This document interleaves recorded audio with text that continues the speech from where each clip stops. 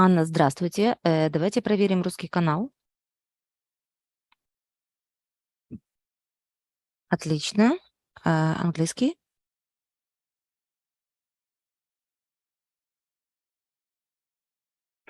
It's okay.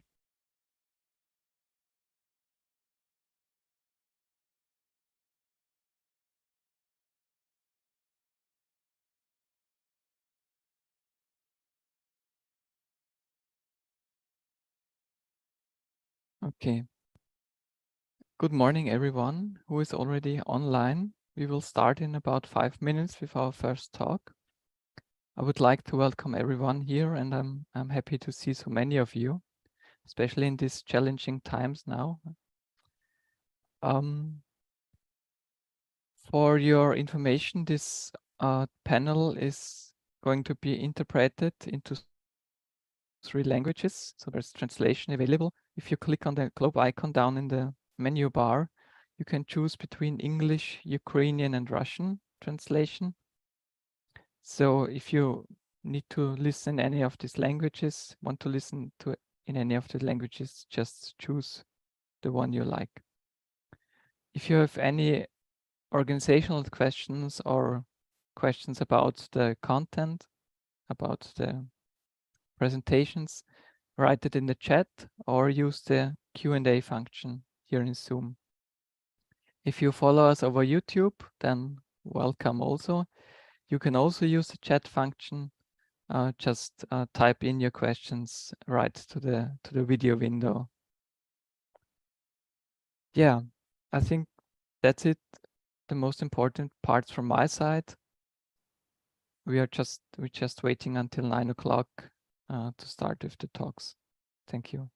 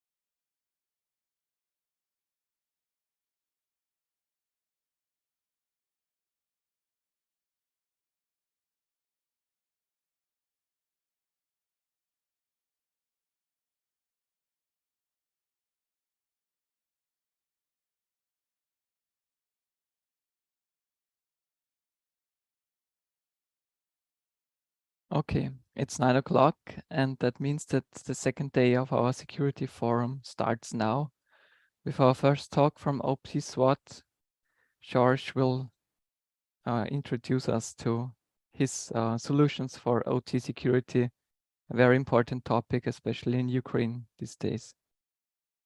George, the stage is yours. Thank you. Thank you, David. Thank you, the Softprom team, for making this happening. I am happy to share my screen and to be able to tell you about OPSWAT and who OPSWAT is. Just a confirmation, can you see the full screen when it comes to slide? Yes. Okay, perfect. Right, so let's start. My name is George Kerekes. I'm sales engineer team lead at OPSWAT. Geographically, I'm very close to you. I'm based out of Romania.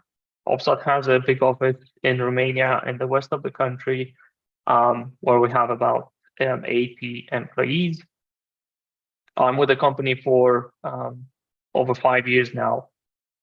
And it will be my pleasure to introduce you to the OPSWAT product. The topic for today is to look at obviously the OPSWAT portfolio and how we tackle the OT cybersecurity challenges mainly. That's going to be somehow our focus point. Before that, I want to introduce you to the company. There's probably some of you that you haven't heard about OPSWAT.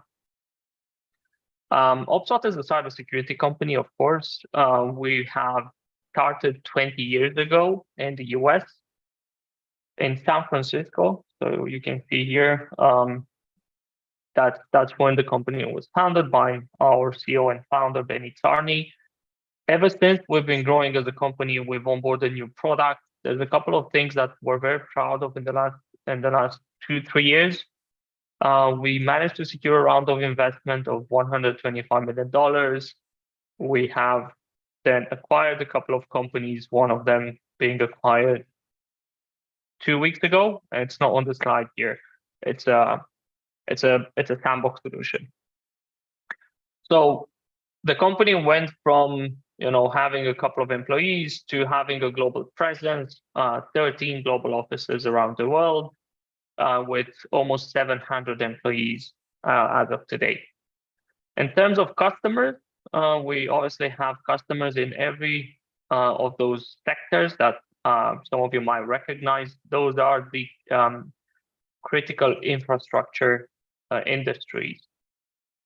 And OPSWAT strives to be the critical infrastructure protection company, the world's leader in critical infrastructure protection.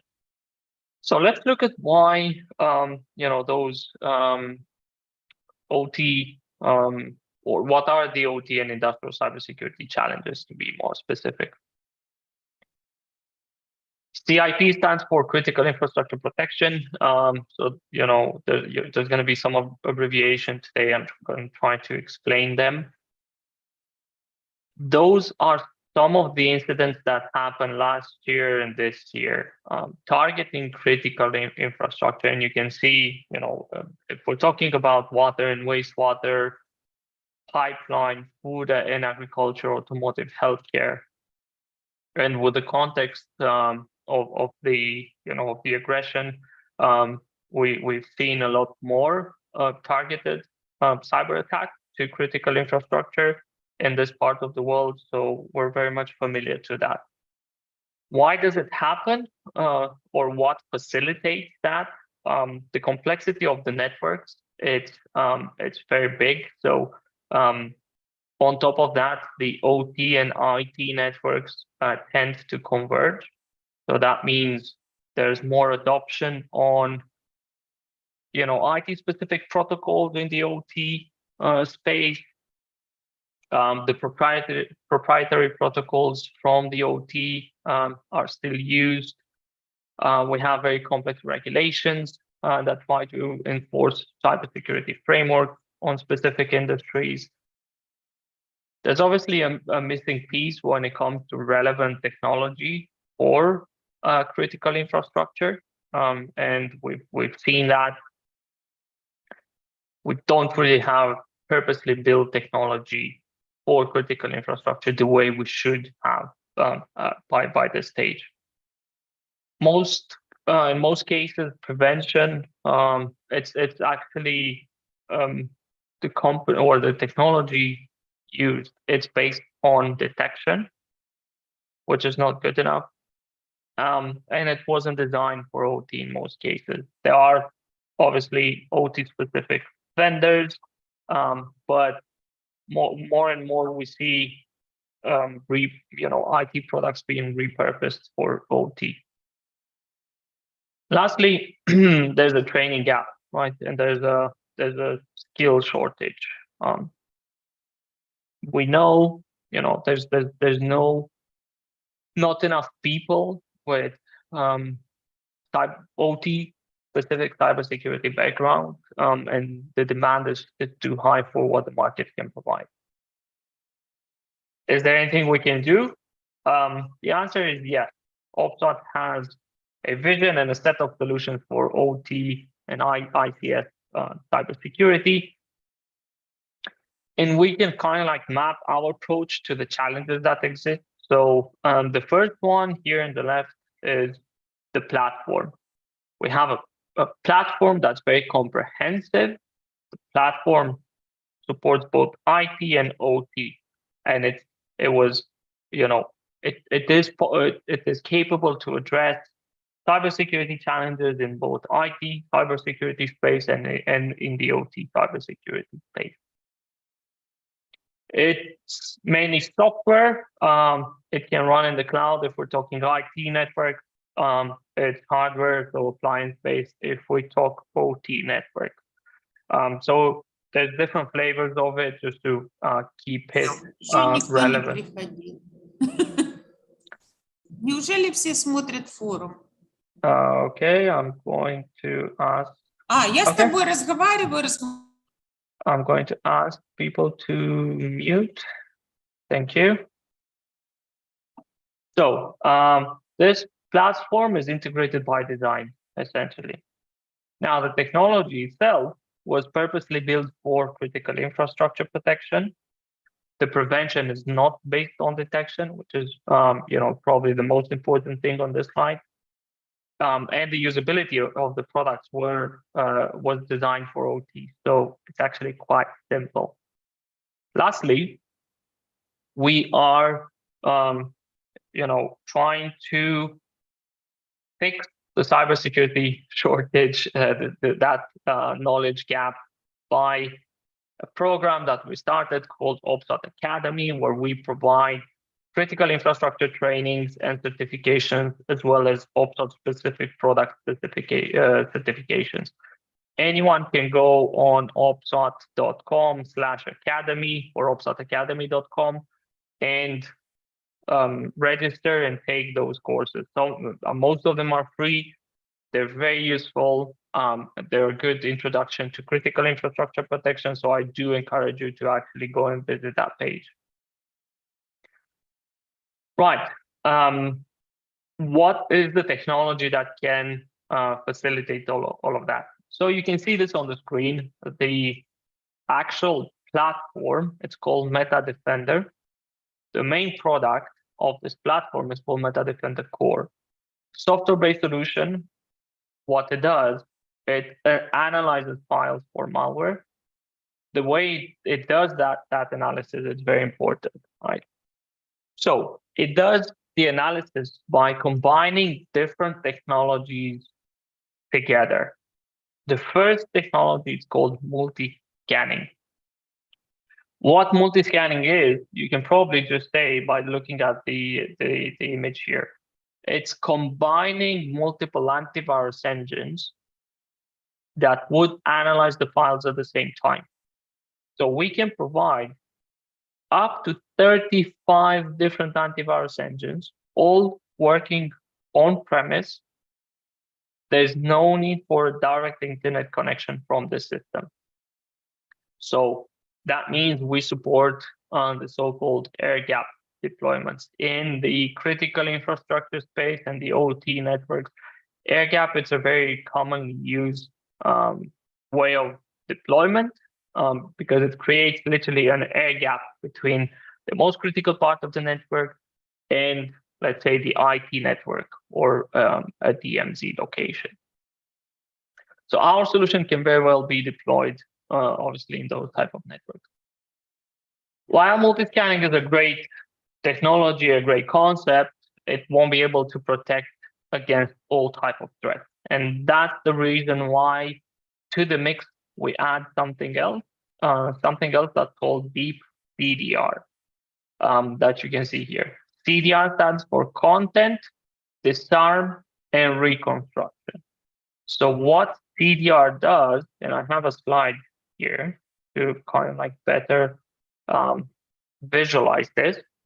So CDR essentially takes the file, breaks the file apart to essentially extract the content if you want. It removes the components that can actively run code. So you can see here, those are potential threats essentially.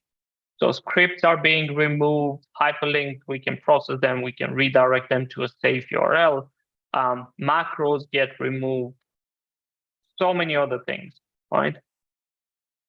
After that, we reconstruct the file, and that results in a new file, which is now static. When it's open on the endpoint, nothing can actively run code. That sounds really simple, right? But why is it so important? The most important thing is this is not based on detection. This is a pure prevention technology.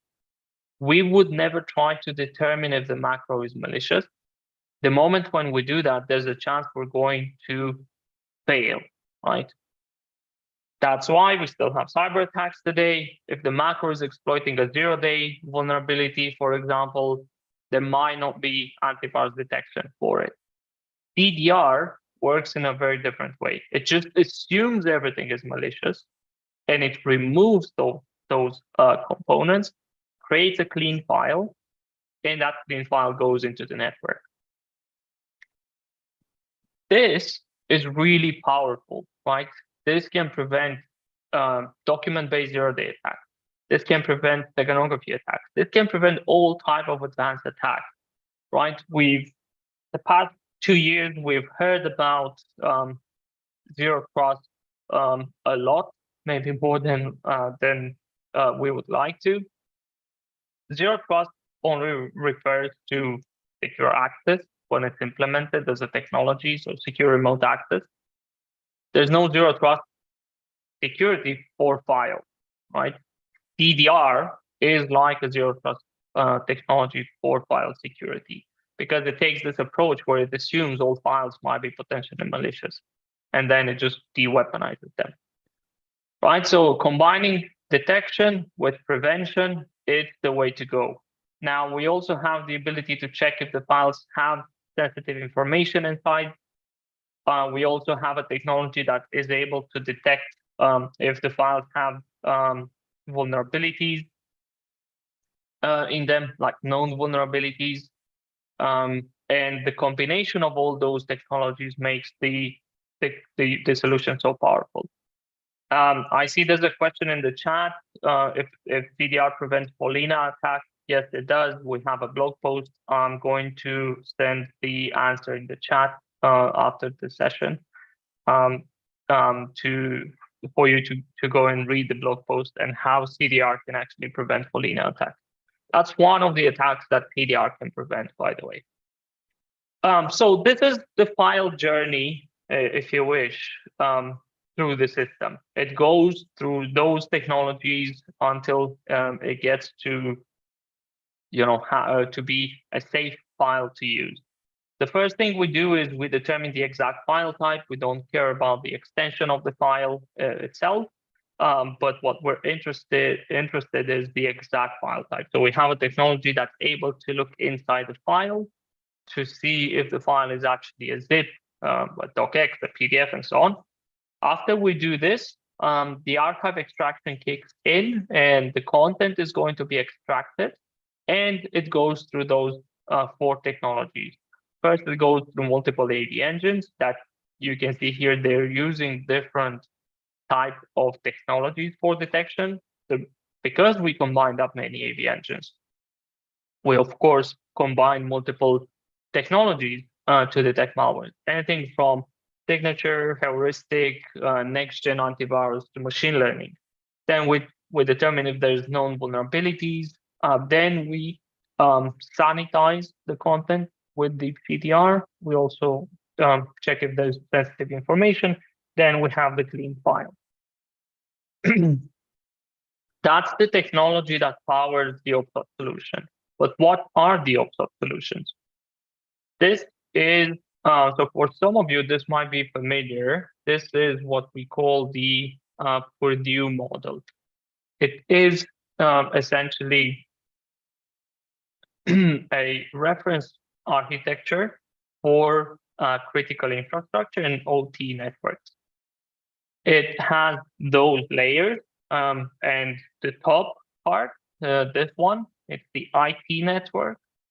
We have a DMZ layer that separates IT, and we have the OT. So the DMZ is where the 2 types of networks meet. That's a lot of data exchange happens here, and that's probably one of the hardest cybersecurity challenges that our customers face. So every blue icon that you see here on the slide, it's an OPSWAT product. The OPSWAT, as you can see, has a lot of products. What's really interesting and useful is that they all natively integrate to provide an end-to-end solution. So when I said OPSWAT has a platform that is able to answer IT and OT cybersecurity challenges, you can visually see that on this slide. So if we start from the top, I'm not going to go through every single icon, but for example, for IT network, right? Let's say banking, and we're going to have 20 minutes to discuss use cases after this, and I'll do some live demos. If let's say a customer has a mature cloud adoption strategy, and they've already adopted cloud vendors like AWS, Microsoft Azure, Google Cloud, and so on, we have a product that natively integrates with those storage workloads and scan the files that are being stored there. If we move then lower to the kind of like the hosted, let's call it, solutions in the IP network, some customers still host email solutions themselves, and we have a solution that's able to scan every incoming and outgoing email. It's not necessarily only for on-premise deployments. It works for Office 365 as well, but it was traditionally deployed as an on-premise email gateway security solution. The Meta Defender core is the one that powers everything. That's where the antivirus engines reside. That's where we have the deep CDR technology and everything. We have the ICAP server that's able to connect to the company proxy and secure all file downloads, file uploads, and so on. Now we have, if we go lower here, we actually have the level 3.5. Now everything that's 0.5 in this reference architecture, it's actually a DMZ layer, as you can see here. So that's the where the convergence between IT and OT happens, right? And obviously we need to transfer data inside the OT. We also need to take data outside from the OT network. How do we do this in a secure way? Again, that's going to be part of a demo that follows shortly.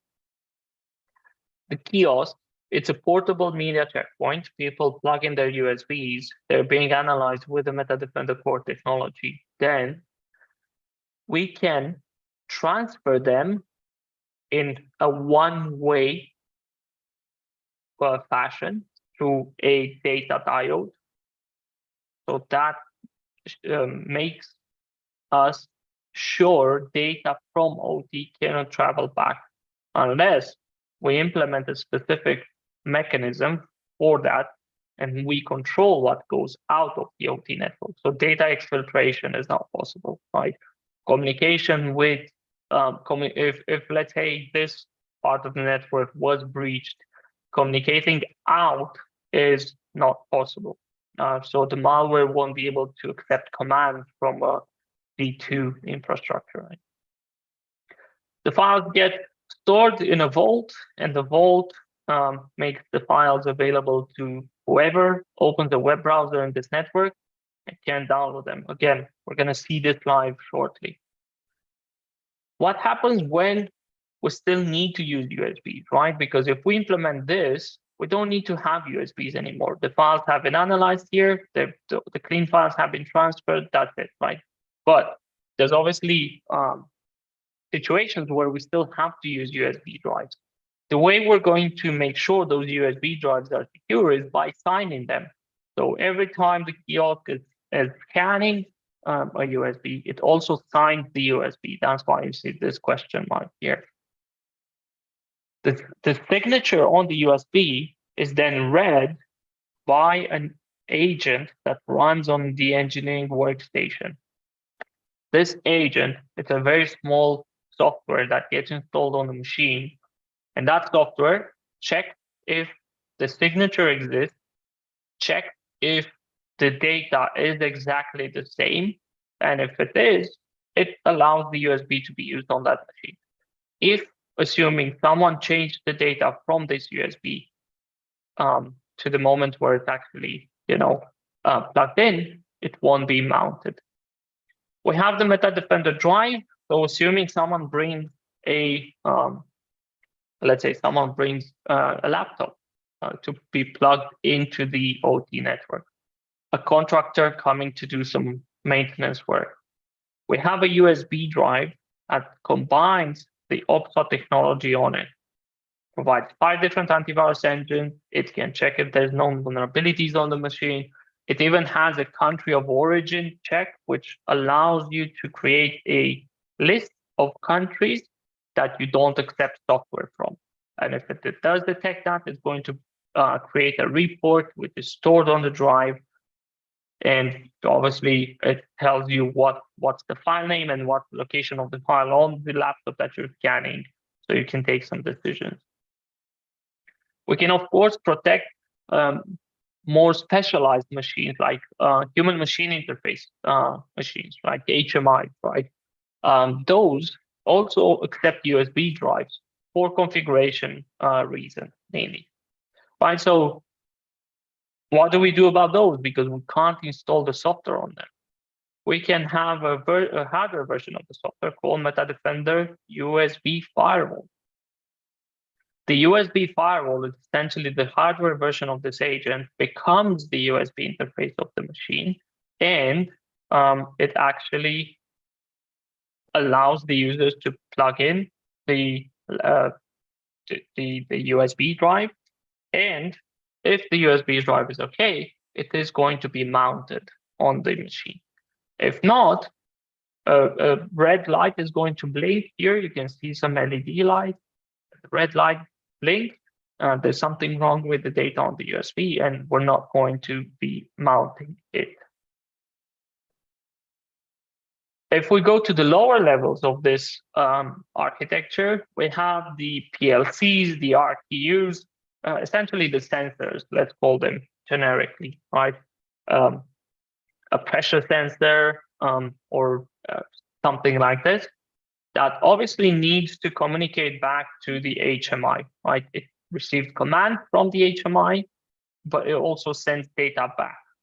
So you probably know about the famous darknet, attack.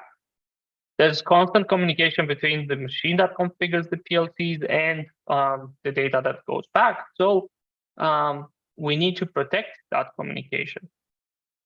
How do we protect it? OPSWAT has a solution called OT Fuse. OT Fuse it's essentially an industrial firewall, if you wish. Right? It's more than that, but let's generically call it firewall. It has the ability to sit in line. It has the ability to essentially learn the traffic, obviously support native OT protocols like Modbus, OPSWAT, and so on and so forth. And whenever it detects a command that's not normal, like a shutdown command for a PLC, let's say, it will block that if it's configured to do so. If it's not configured to hard block, it can raise an alert, and the team would actually know there's something wrong going on. So that's why I said it's more than an IPS than a firewall. It can work as an IPS in blocking malicious traffic as well. Right. We also have a dedicated secure access solution for OT environments called Meta Access OT, essentially designed to provide secure remote access into OT environments. Again, what's very important for those type of solutions is to have native OT protocol support and to be very simple to use. And Meta Access OT is both. It provides a very nice, simple interface for some use cases. The customers or the contractors that need to connect to those machines, they can use the native client. If it's like a Modbus client, it goes through this, obviously. And you as an admin, you can granularly check what time intervals you allow access, what are the users that receive access, is it only read, is it read write, and so on and so forth. So you have a lot of controls here in terms of what type of work the people can do. The latest product that was developed by OPSWAT, and it was launched maybe 3 months ago, or in that kind of like time range. It's called Neuralizer, and you can see it here. So one of the biggest challenges in OT environments is to actually know all the assets that you own and where they are and what type of communication it exists. So an OT asset inventory, it's very essential, right? You won't be able to protect those assets if you don't know they exist. And that's kind of like the challenge the Neuralizer is trying to solve. It can be plugged in to the switch, to the main switch. It knits the traffic through the span port, and it learns the traffic. It learns the devices that exist on the traffic. It maps the devices.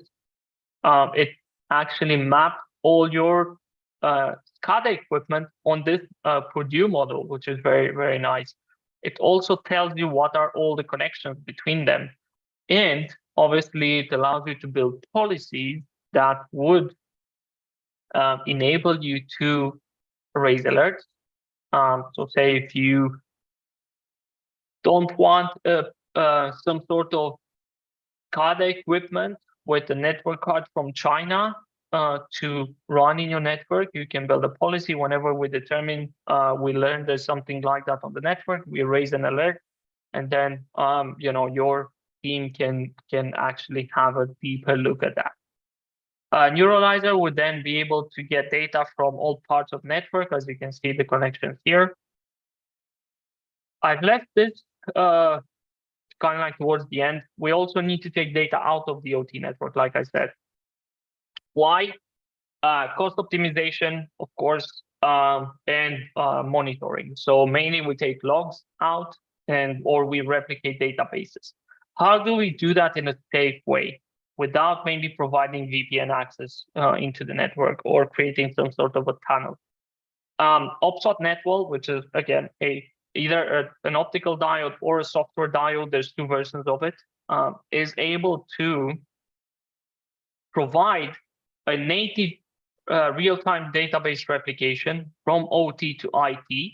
So, for example, if you want someone to be able to monitor remotely the operations in the OT environment, they can just look at the real-time replica of a database. They don't have to have access to the original database, or historian data replication and things like that. Obviously, it's very tightly controlled in terms of what goes out from that network.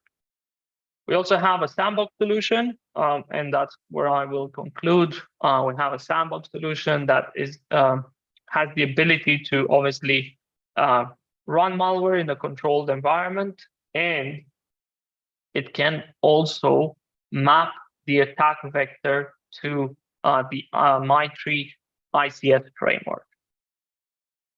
So that's kind of like the overview of the OPSWAT portfolio. Now, the next 20 minutes will be for looking at some demos of the product and discussing some of those use cases.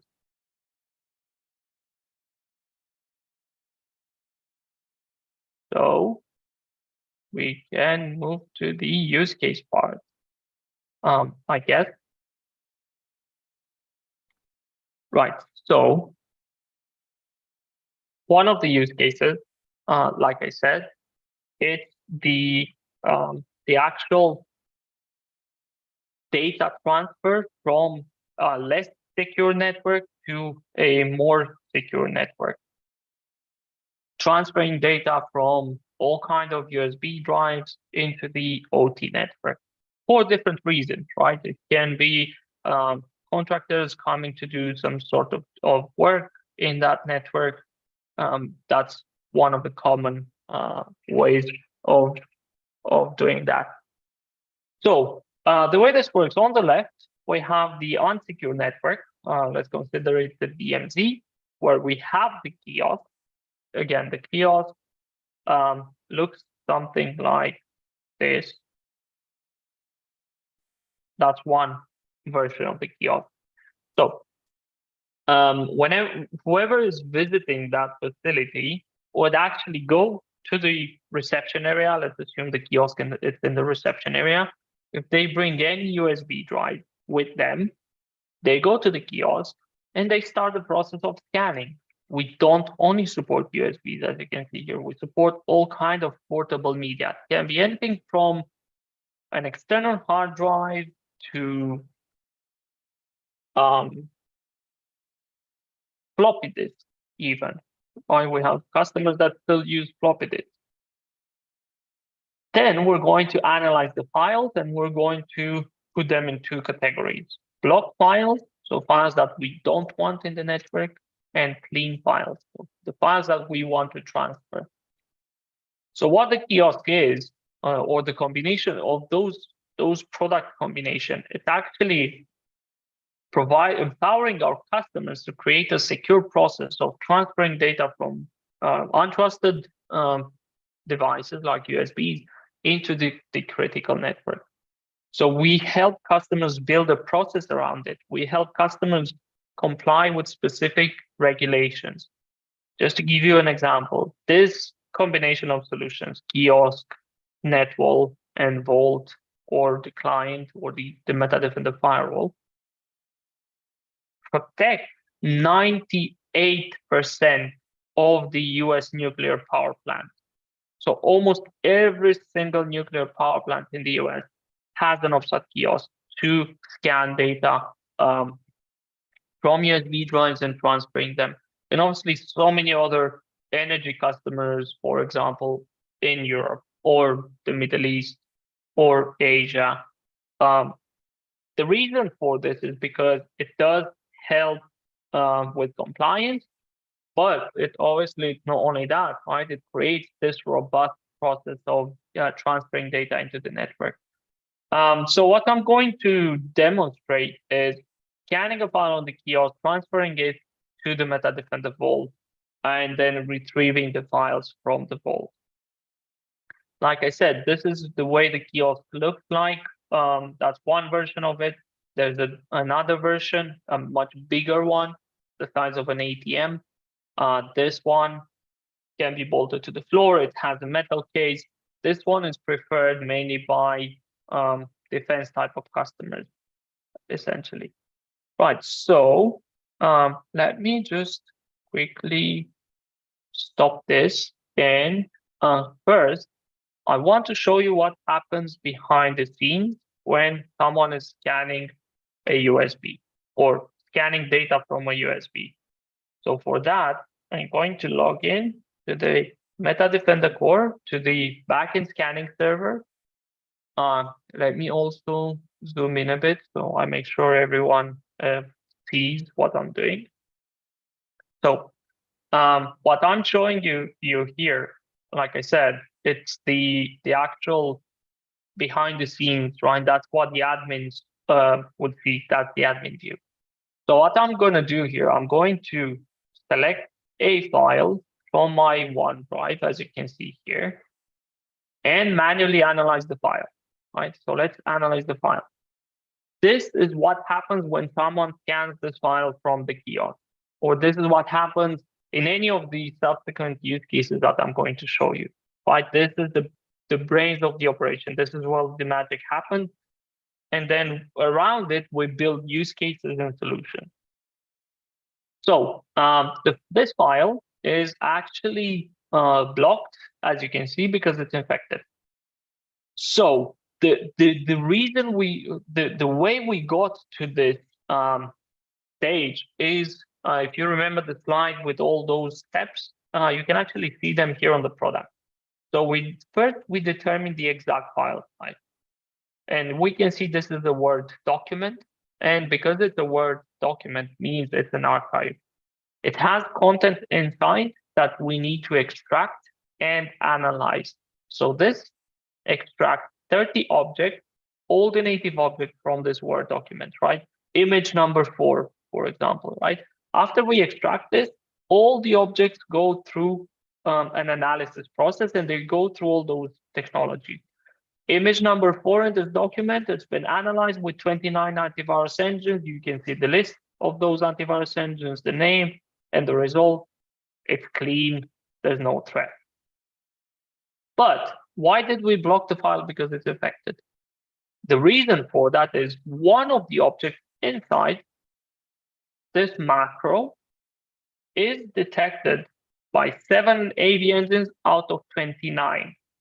If I click on it, I see the name of the antivirus engine and the name of the malware coming from that AV engine.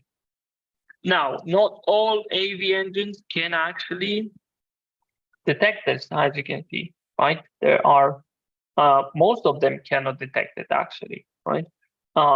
7 engines out of 29. So that's a really low detection rate. And this is actually exploiting a vulnerability from 2018. It even has a CV associated with it, as you can see here. So it's pretty bad, right? That's the reason why we need multi-scanning.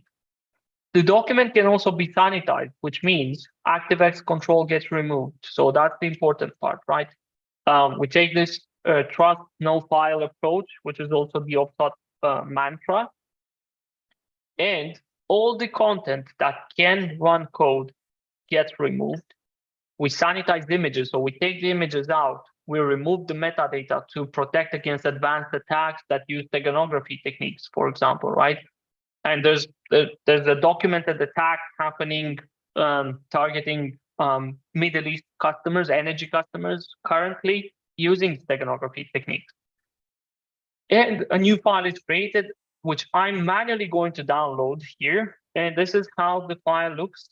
The file, let me just move it here because it opened on my other screen. This is essentially the sanitized file. I'm going to hit enable editing. Nothing really happens. That's the end user experience with the sanitized file. The images, they're back at their place. Everything is where it should be. Right?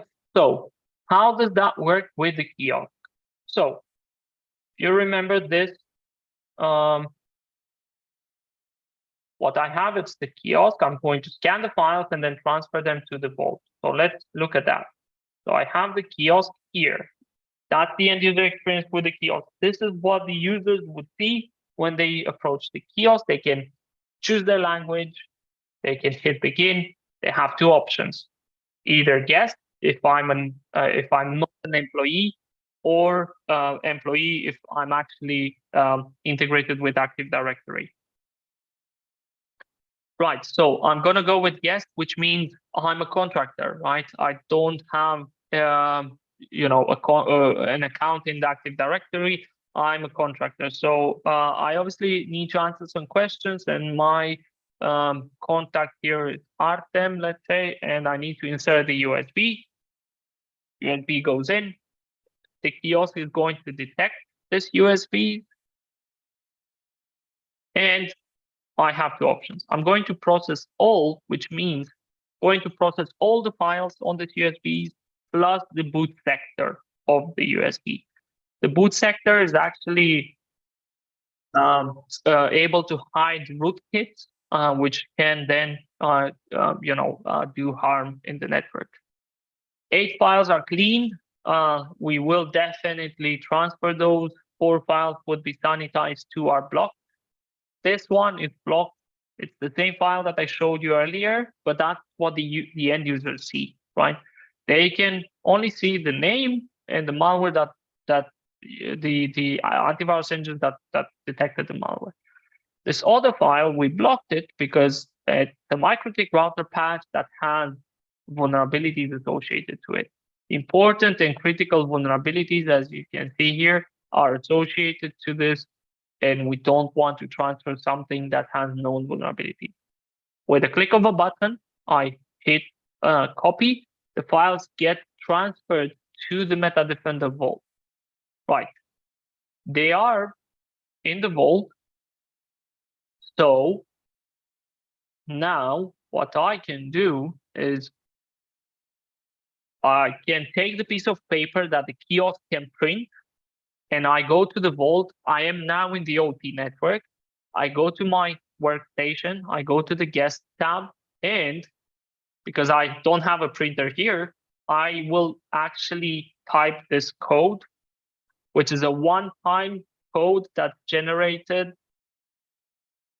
by the kiosk. So I need 1 or 2. You can see it can print it on a piece of paper. If I want, I can skip print. So I don't have to remember this. I give my paper, piece of paper, to my contact, and they can go and access files. Now I can download the files on my machine. And I have transferred the clean files into the network in a safe and secure way. You can see some of those files are actually sanitized. You can see they have a kind of like an underscore sanitized, which means there's no active content in them anymore. Right, so that was one of the use cases, transferring files to the secure network. Securing the software development process, it's something else that we can do. So CI/CD security, right? Continuous integration, continuous development. Customers that develop software, they need to make sure that all the libraries that they use are free from malware, and there's no vulnerability in those. A very powerful use case is to be able to scan file uploads. Any file, any web portal that supports file upload, either a bank, either a government service that accepts citizens sending files on a web UI, is prone to attack. So what do? We can integrate the OPSWAT technology into vendors that already exist in the network. So we can integrate with things like next-gen firewalls, load balancers, web application firewalls, secure web gateways, proxies, reverse proxies, and so on. And every file that's being uploaded on the website gets analyzed by us. And if the file is clean, we save it to the database. We not only save the original file, we replace the original file with a safe copy, that the sanitized version. So a user uploads a docx with a macro. We scan it with multiple AV engines. We sanitize it. We de-weaponize the file. We create a new docx without the macro, and that's the one that goes into the database. You can see some logos of vendors that we can integrate with, and I can hopefully show you very quickly a demo of this. So I have this web user interface where I can upload a file, and if I try to upload a file that is actually malicious, that's the block message. We do not want to accept malicious files.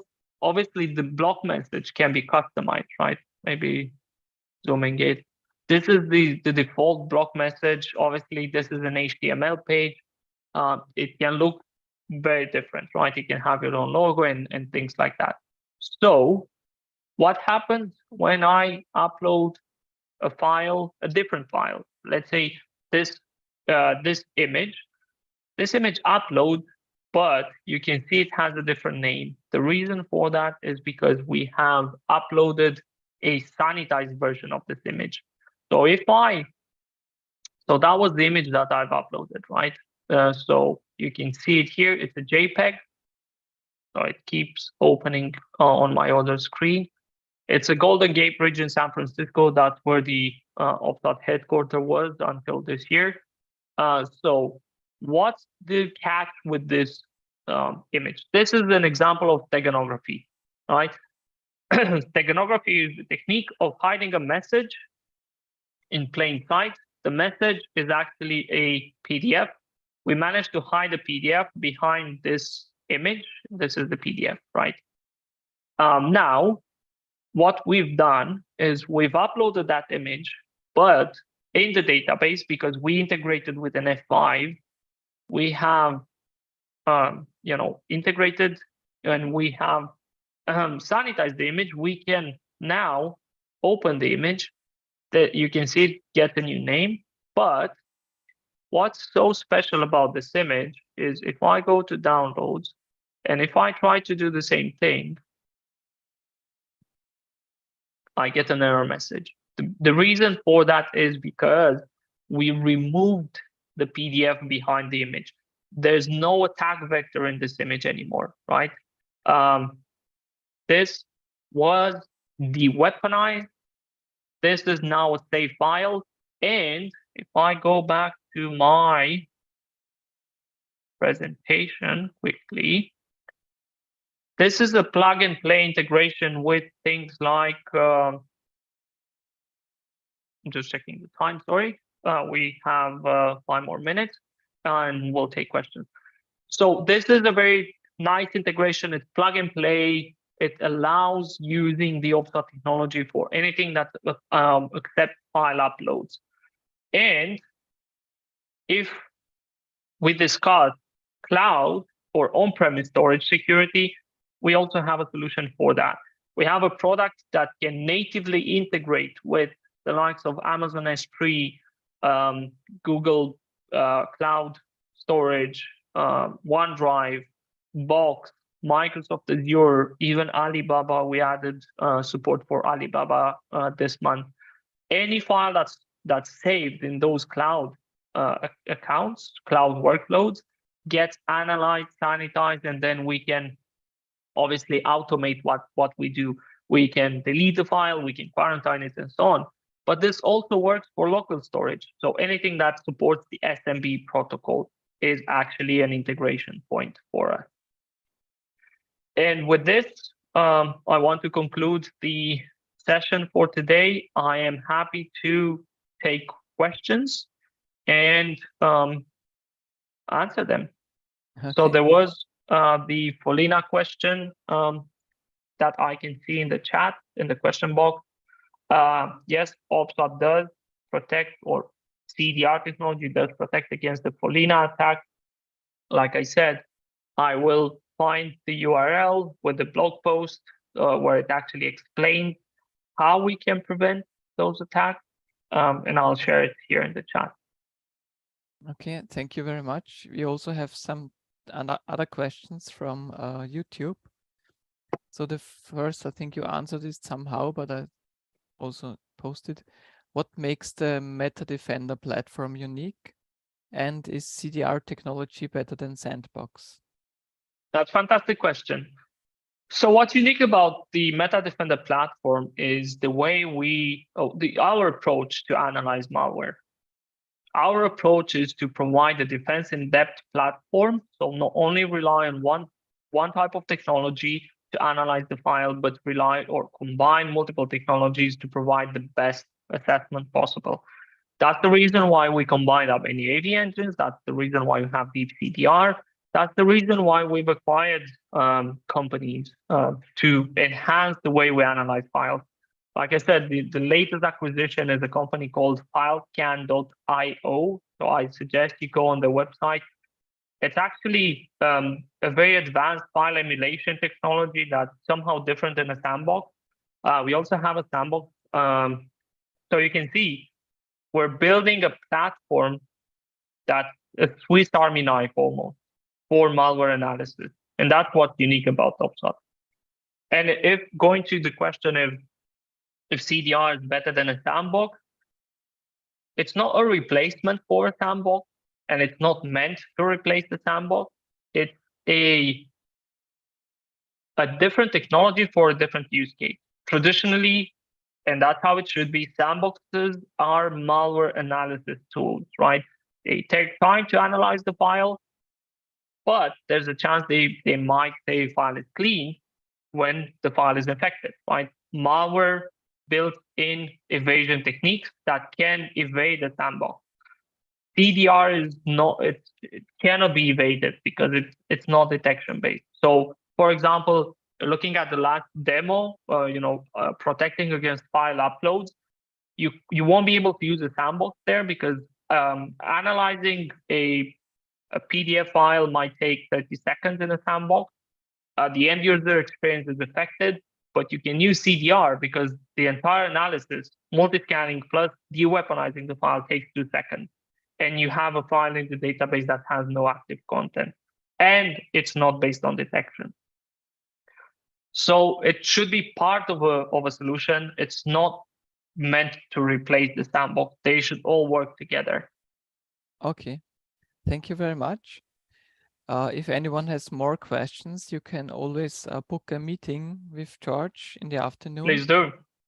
And you find all information either here in chat or on the website of this event. Thank you, George. Thank you very much. Thank you all for attending and for the questions. Thank you and enjoy the rest of the event. Thanks. So next up is VMware and our speaker, Maria. She will speak in Russian. So this is the moment where I remind you that we have live interpretation, live translation available. If you need translation into English, for example, click on the globe about here and choose the language you would like to hear instead of the original language. Okay, Maria, sorry, if you're ready, Yes. then Добрый we are день. good to go. Добрый день всем. У Спасибо. нас сегодня 3 достаточно обширные темы. Вот, постараюсь все успеть. Я не очень уверена в качестве интернета, поэтому, с вашего позволения, далее будет трансляция без видео, чтобы максимально приоритизировать качество нашей с вами презентации. Вот. И первая тема, о которой мы сегодня поговорим, это защита мультиоблачных сред, и в первую очередь это, конечно, наши среды приложений, поскольку в основном сейчас, когда речь идет про облака, в первую очередь там располагаются наши приложения, какие-то корпоративные нагрузки, которые мы хотели бы защищать, независимо от того, где они находятся, максимально иметь возможность управлять этими процессами, сделать их для себя максимально наглядными. И в портфеле нашей компании есть такое решение, о котором мы пока еще не очень много говорили, это Tanzu Service Mesh. Что оно из себя представляет и как, для чего его использовать, я далее и покажу. Ну, для начала, какие у нас вообще есть вызовы, да, сейчас? Это на самом деле волнообразно растущее просто количество приложений в мире, оно увеличивается, наверное, даже уже быстрее, чем по экспоненте, и что позволяет нам как бы задуматься о том, как нам с этим дальше жить, куда нам направлять наши силы. В первую очередь, конечно, это безопасность, поскольку все наши приложения, опубликованные как и на наших площадках, так и в облаках, они требуют защиты. Мы должны быть уверены, что пользователи не смогут получить лишнего доступа, о том, что никакие злоумышленники также не получат доступ к нашим приложениям.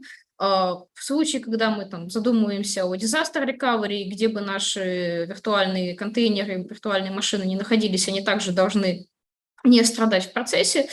Это вызывает нас к тому, что есть различные команды, которые должны вместе поработать, вместе иметь какие-то общие инструменты, которые будут позволять им весь процесс видеть максимально наглядно, управлять им, на каждом этапе соблюдать политики безопасности, иметь возможность применить их к различным объектам. И это вот не всегда у нас получается, да, то есть есть множество, например, да, вариантов того, где вы могли использовать тот же Kubernetes, различных гиперскейлеров у себя на базе различных платформ, наши, например, либо же там OpenShift. Везде используются для разных приложений различные языки, что тоже вызывает нас к тому, что то решение для безопасности, которое мы применяем, оно должно также не зависеть от структуры нашего кода, не зависеть от архитектуры нашего приложения, позволять нам обеспечивать максимально высокий уровень доступа, максимально соответствовать всем политикам безопасности вот в любом месте, в любое время. Да. Помните, это, наверное, еще старый-старый слоган нашей компании о том, что защищать нужно... Там, раньше мы говорили о том, что нужно иметь возможность запускать все везде и всегда, теперь мы говорим о том, что это нужно еще и защищать также везде и всегда. И как выглядит у нас современное приложение, да, где бы оно ни находилось, это различные компоненты, какие-то могут быть монолитными, какие-то могут быть уже контейнеризированными. По большей части сейчас приложения между собой и компоненты общаются через API, который также нужно защищать. Используются различные языки, могут быть, да, для одного и того же приложения совершенно различные платформы. Мы должны всегда быть уверены, что мы можем это приложение мгновенно, там, без потери качества для пользователя переместить в любое облако, где бы нам это было удобно делать, масштабировать его также без простоев, без, опять-таки, даже возможности иметь какие-то уязвимости, которые могут нам навредить. И что касается непосредственно API, да, сейчас также, если мы возьмем статистику Гартнера, мы увидим о том, что большая часть уже архитектуры приложений стремится к тому, что все начинает работать именно через API, и это как бы становится новой точкой защиты, про которую мы не должны забывать, которая также должна защищаться, которые мы также должны иметь возможность анализировать, а что у нас происходит, приложение вот раньше обращалось только с такими запросами, а сейчас вот у нас почему-то там компонент решил вдруг к персональным данным доступ получить, а так ли это, соответствует ли это тому, как вообще должно наше приложение работать. И вот в том числе Tanzu Service Mesh, он помогает нам покрыть как бы инструментами безопасности, и этот уровень тоже, что, я думаю, многим будет очень интересно. Давайте посмотрим, да, как же, вот, что мы тогда должны хотеть от инструментов безопасности, чтобы оно позволяло нам вот все эти процессы как-то закрывать.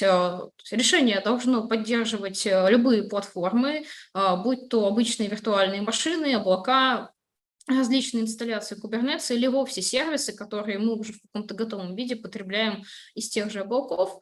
У нас должна быть, естественно, удобная какая-то консоль, через которую мы можем подключаться максимально наглядно для любого специалиста, да, будь он специалистом по безопасности, либо будь он разработчиком. Каждый должен понимать свою часть.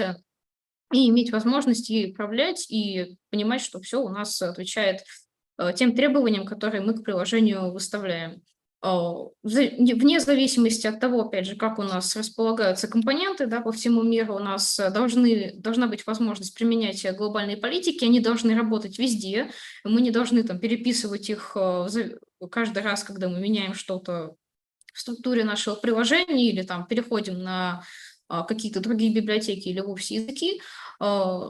И мы должны иметь возможность проактивно в любой момент времени понимать о том, что с нашим приложением все в порядке, мы сейчас там не находимся под атакой, у нас не появилась новая уязвимость, или вовсе, может быть, были какие-то уязвимости нулевого дня, про которые мы не знали, но мы уже видим по аномалиям в том, как работает наше приложение, о том, что что-то мы все-таки пропустили, и сейчас вот необходимо предпринять какие-то новые шаги. И вот наш облачный компонент, то есть Tanzu Service Mesh, это полностью SaaS-ное наше решение, оно позволяет нам в лучших традициях компании VMware на любых абсолютно площадках обеспечить безопасность для работы наших приложений, как с точки зрения подключения пользователей, так с точки зрения работы самих сервисов внутри, так с точки зрения работы самого датаплейна и того, какие данные куда у нас поступают, в каком режиме мы можем с ними работать.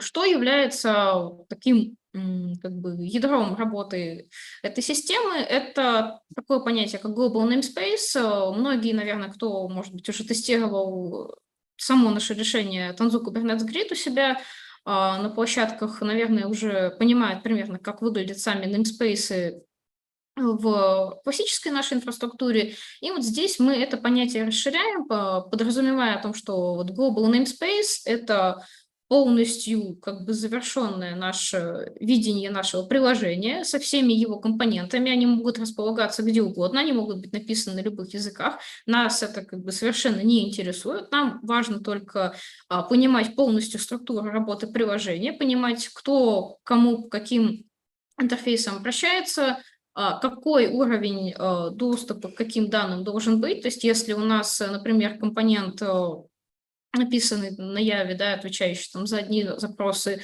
внезапно решил почему-то пойти к компоненту, который находится на другой площадке, и там попросить у него: дай мне вот такие-то данные, мы уже должны насторожиться и понимать о том, что так быть не должно. Мы писали приложение там, где фиолетовые компоненты с точки зрения сети, да, должны иметь доступ там к синим компонентам, но не иметь доступа к зеленым никогда. В принципе, нам это не нужно, у нас без этого все будет работать. И за счет того, что Tanzu Service Mesh, как бы он основан не только на достаточно популярном, в принципе, сервис Mesh Istio, что лежит, в принципе, в его основе, но также на наших наработках с точки зрения как и NSX, так и Advanced Load Balancer. Все эти компоненты, во-первых, поддерживаются решением, во-вторых, лежат как бы в основе того, какую работоспособность она может обеспечить. И в случае, вот, когда мы возвращаемся к NSX, его вот возможности по микросегментации, они здесь раскрывают себя в полной мере, и мы можем ограничить доступ каждого компонента внутри нашего приложения, вне зависимости от того, где они географически расположены, на самом максимальном уровне, обеспечив только минимальную работоспособность, что как бы является залогом того, что с точки зрения безопасности у нас точно все будет в порядке. Архитектурно, где бы у нас, сколько бы площадок мы не использовали, у нас есть контроллер, который находится в нашем облаке, которому предоставляется доступ вам как владельцу этой системы. На уровне контроллера мы логически создаем глобальные namespace, в которых описываем наше приложение, как они выглядят, как они должны располагаться, каким портам, там, по каким интерфейсам мы должны их работу организовывать, и вот, вне зависимости от того, где у вас остальные компоненты находятся, у нас уже везде будут агенты, и будет возможность за счет этих агентов, за счет глобального менеджмента, за счет использования балансировщиков управлять как трафиком сервер для доступа наших пользователей, компонент приложения к другу, так и балансировать между трафиком запад-восток, что обеспечит там как бы вот контроль максимальный на полном уровне. Опять же, как бы мы вот не меняли наше приложение, куда бы оно ни переезжало, какие бы компоненты не добавлялись, мы в каждый момент времени будем полностью видеть всю нашу структуру. С точки зрения того, что вот непосредственно, да, какие возможности у нас есть по безопасности, как видите, полностью есть возможность обеспечить для приложения концепцию Zero Trust, то есть мы можем управлять нашим доступом на уровне API, мы можем управлять отдельно нашим доступом на уровне данных и понимать о том, что мы там вот, используем пользовательские данные. Вот здесь, окей, мы действительно должны там получать от пользователя какую-то информацию, складывать ее там в наши базы, но дальше там она уже ни к каким компонентам не должна быть доступна.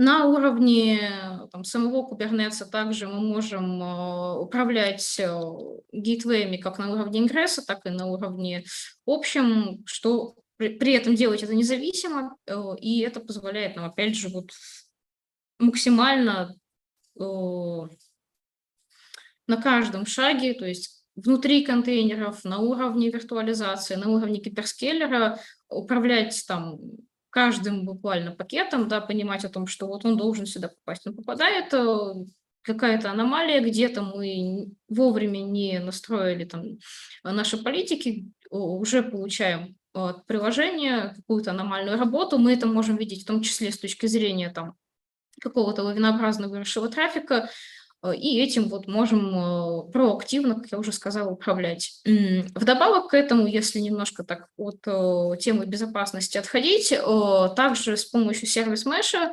разрешая в конфигурации, например, самого Kubernetes там, приложению добавлять новые микросервисы, мы можем на уровне менеджмента разрешать приложению масштабироваться. И, например, когда у нас сервис меш видит о том, что нагрузка возросла, у нас появились задержки на уровне процессора, на уровне памяти, на уровне сети, мы можем масштабировать наше приложение, привести его к тем параметрам SLA, которые мы как бы для себя выставляем, и после этого, когда у нас нагрузка спадает, вернуть обратно приложение там, к какому-то более компактному виду, что позволяет нам в том числе экономить наши ресурсы, что для облачных нагрузок максимально, наверное, актуально, поскольку все стоит средств, и там лишние нагрузки, которые будут у нас крутиться зачем-то, просто чтобы у нас там с запасом ничего не тормозило, ну, это нам не нужно. Нам нужно в каждый момент времени выдавать ровно столько производительности от наших приложений, сколько этого требуется. И не в последнюю очередь, да, нам важно понимать о том, что мы должны возможность иметь управлять на уровне любых сред нашими приложениями, трэблшутить их, если у нас появляются какие-то неисправности, если где-то у нас начинают там, медленно ходить пакеты, если у нас где-то начинает тормозить API, то в том числе за счет вот этой максимальной наглядности, которую мы можем на уровне сервис-меша получить, мы можем в том числе какие-то там операции по трэблшутингу также выполнять, настраивать доступы для различных команд, которые у нас также могут быть географически распределенными, и мы должны тоже понимать о том, что у всех есть ко всему доступ минимальный, отвечающий именно нашим требованиям. В принципе, по сервис-мешу это все. Коллеги, решение на самом деле очень красивое. У меня, к сожалению, сейчас не хватит времени его показать вживую, поэтому смело обращайтесь. Мы очень любим предоставлять доступ к нашим облачным сервисам, поэтому если для вашей компании это уже вот актуально, если хотелось бы посмотреть, как это действительно работает, можно получить в облаке реальную версию, крутить на ней там, в том числе там, свои приложения, посмотреть, как это выглядит. У него очень удобный графический интерфейс.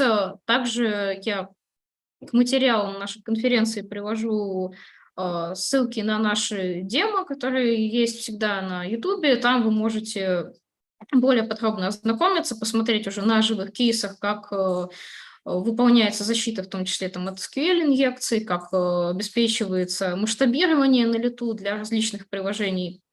Все это есть. Я думаю, сейчас тратить время наше драгоценное на вот это уже не стоит. Все можно посмотреть в дополнительных материалах. Вот, коллеги, если по этой теме есть вопросы, пишите, задавайте. Если нет, то я тогда перехожу к следующей теме. Она у нас покрывает безопасность уже с другой стороны, и также все в рамках тех решений, которые наша компания уже не первый год разрабатывает.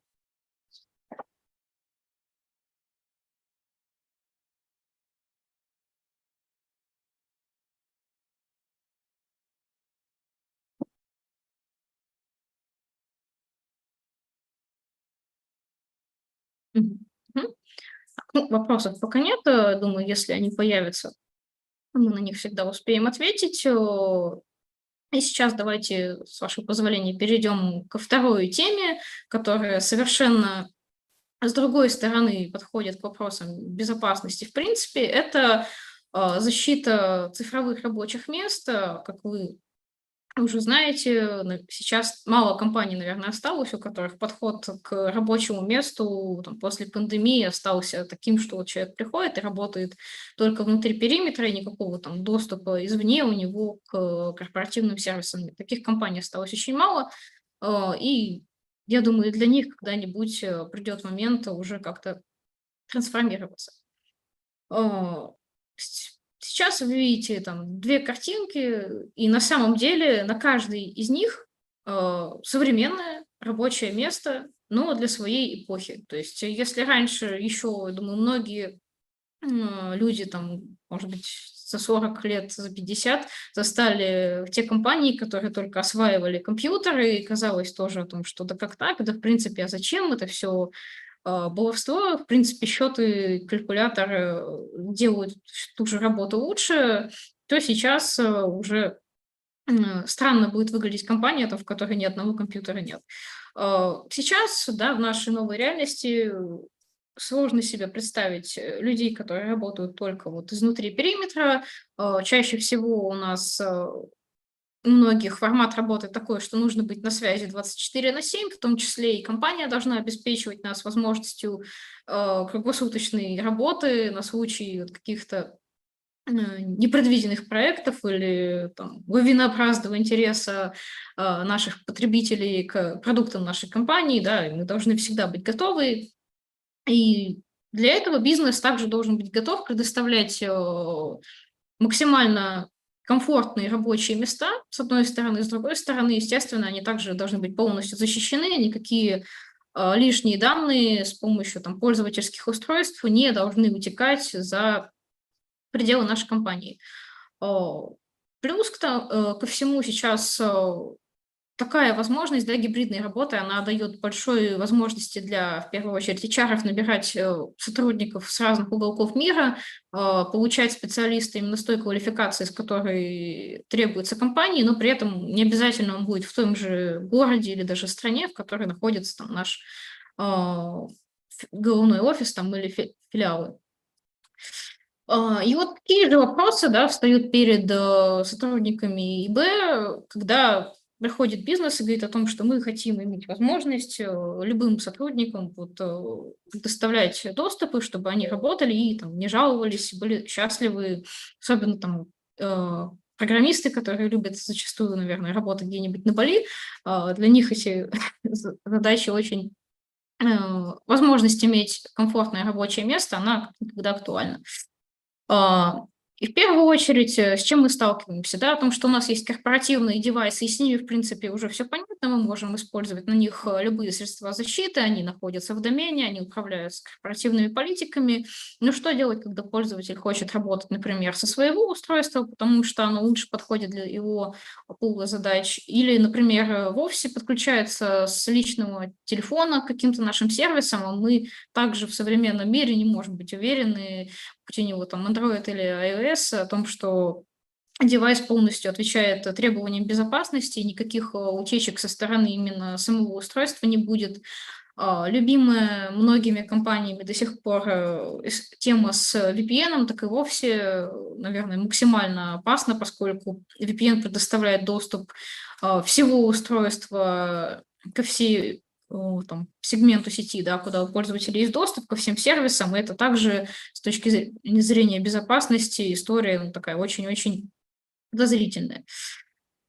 И если продолжать эту тему, когда мы уже ответили для себя на все предыдущие вопросы, чего обычно хочет современная компания, она хочет получить single sign-on, потому что это удобно и обеспечивает комфортный доступ к корпоративным данным как для пользователя, так и для компаний.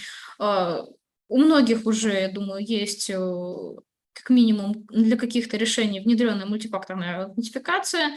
Все, естественно, решения, все вендора уже говорят про умные политики, про то, что мы должны иметь возможность всегда проверять наши все устройства и приложения на риски, да, где бы они у нас ни находились, и давать минимальные привилегии пользователям, приложениям, устройствам для того, чтобы, опять же, мы могли точно быть уверены, что не будет каких-то забытых компьютеров, где раньше работал какой-то администратор, у него вот остался привилегированный доступ, или для какого-то IP-адреса, опять же, выделенного 1000 лет назад, у нас еще есть какие-то вот устаревшие политики, которые почему-то разрешают ему больше, чем остальным компьютерам, для которых мы, в принципе, там все уже вроде как 10 раз проверили. И из чего же у нас состоит цифровое рабочее место, для которого мы все эти современные инструменты иметь возможность применять? Это в первую очередь сами устройства, как физические, и неважно, в каком они виде выполнены, да, там персональные компьютеры, ноутбуки, планшеты, что угодно, мы не должны зависеть от устройства, мы не должны зависеть от его платформы. Если наша компания решила там, с точки зрения снижения расходов перейти на Linux там, для рядовых пользователей, для нас это также не должно быть ограничением с точки зрения наших возможностей обеспечения безопасности. Если у нас уже есть VDI, отлично, решает множество вопросов, но также и VDI-ные рабочие столы требуют защиты, требуют повышенного внимания. Повышенного внимания требуют и сами пользователи, поскольку их тип тоже может быть совершенно разным.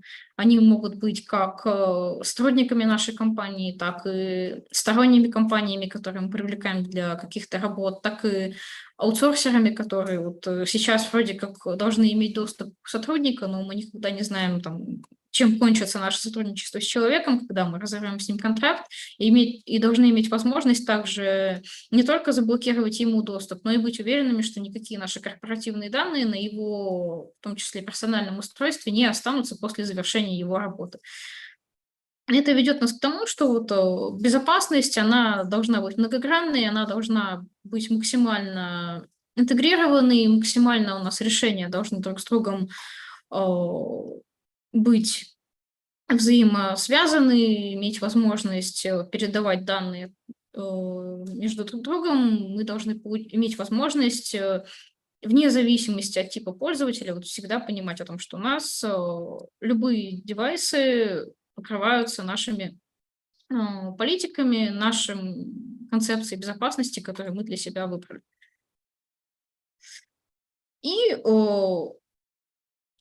думаю, для вас уже, конечно, не новое понятие, концепция Zero Trust, да, но как она видится нашей компанией, что мы хотели бы и предоставляем для наших заказчиков, это концепция Anywhere Workspace, то есть для любых типов устройств, для любых типов пользователей мы хотим обеспечивать вот максимальную защиту, минимально доверять устройствам, но сохранять максимальный уровень работы. В том числе, да, если у нас тот же VDI, например, параллельно в компании развернут и на земле, и в облаке, для нас не должно быть разницы с точки зрения предоставления защиты таким пользователям.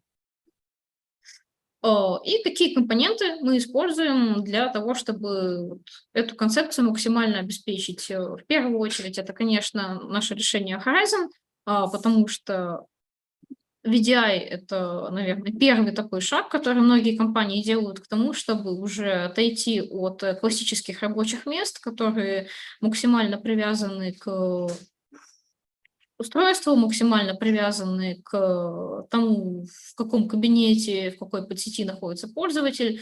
Перенос наших рабочих мест в VDI позволяет нам уже от этого всего отвязаться, поскольку рабочее место находится у нас в ЦОДе, максимально покрыто всеми решениями по безопасности, которые у нас есть. Мы максимально понимаем о том, что у нас на уровне виртуализации, на уровне наших на сети все прекрасно.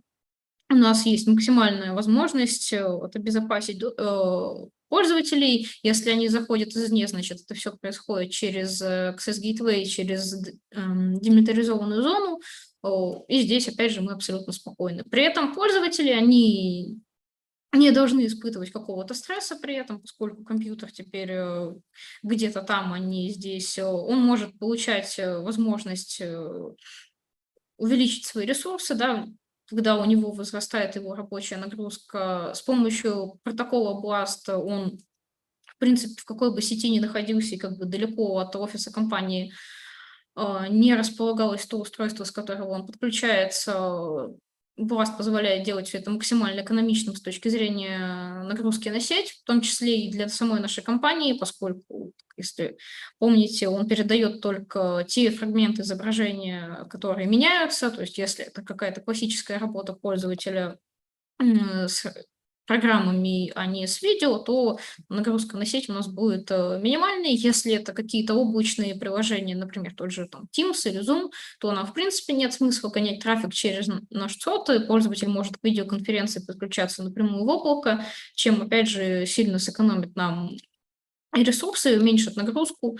Но при этом в Horizon мы можем настраивать очень гибко настройки, мы можем включать запись сессий, мы можем в том числе создавать какие-то триггеры для того, чтобы начиналась запись сессии, если, например, это какой-нибудь сотрудник из аутсорсовой компании, который, например, производит какую-то установку наших корпоративных приложений, да, мы должны быть уверены, что мы ему предоставили доступы, но он этими доступами никак излишне не пользуется. Если такое подозрение у нас появилось, то триггеры обязательно отработают, и начнется запись сессии, с которой мы уже можем потом человеку предъявить о том, что что-то вот не то он у нас сделал. Улучшилась наша работа, в том числе и с водяными знаками, они теперь есть, в том числе даже скрытые, которые можно увидеть потом только уже при изменении яркости, что, опять же, при каких-то утечках позволит точно вычислить, кто был тем нехорошим человеком. Мы можем менять уровень доверия к пользователю в зависимости от того, там, с какого устройства он подключается, и, например, на корпоративном устройстве разрешать пробрасывать USB-девайсы внутрь VDI машины, а на личных уже такую функцию пользователя отключить как небезопасную, запретить пользоваться принтерами и многие другое. То есть здесь уже зависит от наших потребностей, от нашей фантазии, от того типа пользователей, которые у нас есть, и какие средства защиты мы должны непосредственно на них уже использовать. Ну и, естественно, расширяет наши возможности по защите рабочих мест, наше решение Workspace ONE, которое многие, наверное, помнят еще как AirWatch, ну, это давно уже не он, и сейчас это не... Сложно уже назвать классическим MDM-решением, потому что наша концепция – это Unified Endpoint Management, когда любое устройство, в том числе, может быть, даже какое-то нестандартное, например, там посттерминал или банкомат, любой пользователь, любая платформа, они все могут быть покрыты Workspace ONE. Из тех, да, интересных, наверное, вещей, которые мы можем поговорить, вот с точки зрения концепции Zero Trust, для любого приложения, будь это наше внутреннее корпоративное приложение, написанное нами, любой облачный ресурс, которым мы пользуемся, абсолютно неважно что, мы можем к нему применить аутентификацию именно через Workspace ONE, 2 фактора, 3 фактора поставить, сколько нам нужно, использовать везде и для всех решений single sign-on. Опять-таки, если пользователь чем-то себя скомпрометировал, почему-то переместился за секунду в другую точку света, но при этом вроде как и он тут даже пытается успешно пройти аутентификацию, мы можем автоматически применить политики, что есть подозрение, что это все-таки не он, заставить пользователя пройти дополнительную процедуру аутентификации, доказать, что действительно это он просто вот, по ошибке сейчас находится там, в другой стране. То есть здесь абсолютно все мы можем контролировать вот, с точки зрения абсолютно любых девайсов, разрешать пользователю подключаться к корпоративным данным только, например, с рабочей области, даже если это его личное устройство. И когда пользователь у нас, например, перестает быть сотрудником компании, либо внезапно теряет свой личный девайс, все данные, которые содержались на устройстве, мы имеем возможность полностью оттуда удалить. Опять же, независимо от того, находится ли устройство в сети, или оно там уже месяц как не подключалось, политики, они всегда содержатся на самом устройстве, и защита будет применена автоматически при там, соблюдении некоторых условий. В том числе, как одна из компонентов Workspace, она расширяет его базовый функционал. У нас есть Mobile Threat Defense, то есть мы можем защищать, опять же, различные устройства без привязки к его платформе на уровне именно самого мобильного устройства. То есть это не антивирус, это именно защита мобильного устройства на уровне вот его поведения, того, опять же, какие есть уязвимости на устройстве, если оно, например, очень старое, и есть какая-то новая обнаруженная уязвимость, но патча для нее еще нет, мы уже на уровне Workspace ONE можем считать такое устройство скомпрометированным и временно, например, запретить пользователю именно с этого девайса подключаться к корпоративным данным. Либо, если у нас уже есть патчи, мы уверены, что все хорошо, мы можем автоматически защитить устройство, накатить на него новые апдейты и позволить пользователю дальше им комфортно пользоваться. Концепция непрерывного доступа, она продолжает эту тему, то есть на уровне пользователей, на уровне приложений, на уровне девайсов мы применяем весь наш опыт, все наши политики непрерывно, то есть мир меняется очень быстро сейчас, и особенно вот это для вопросов безопасности актуально, о том, что вчера у нас было новое устройство, хороший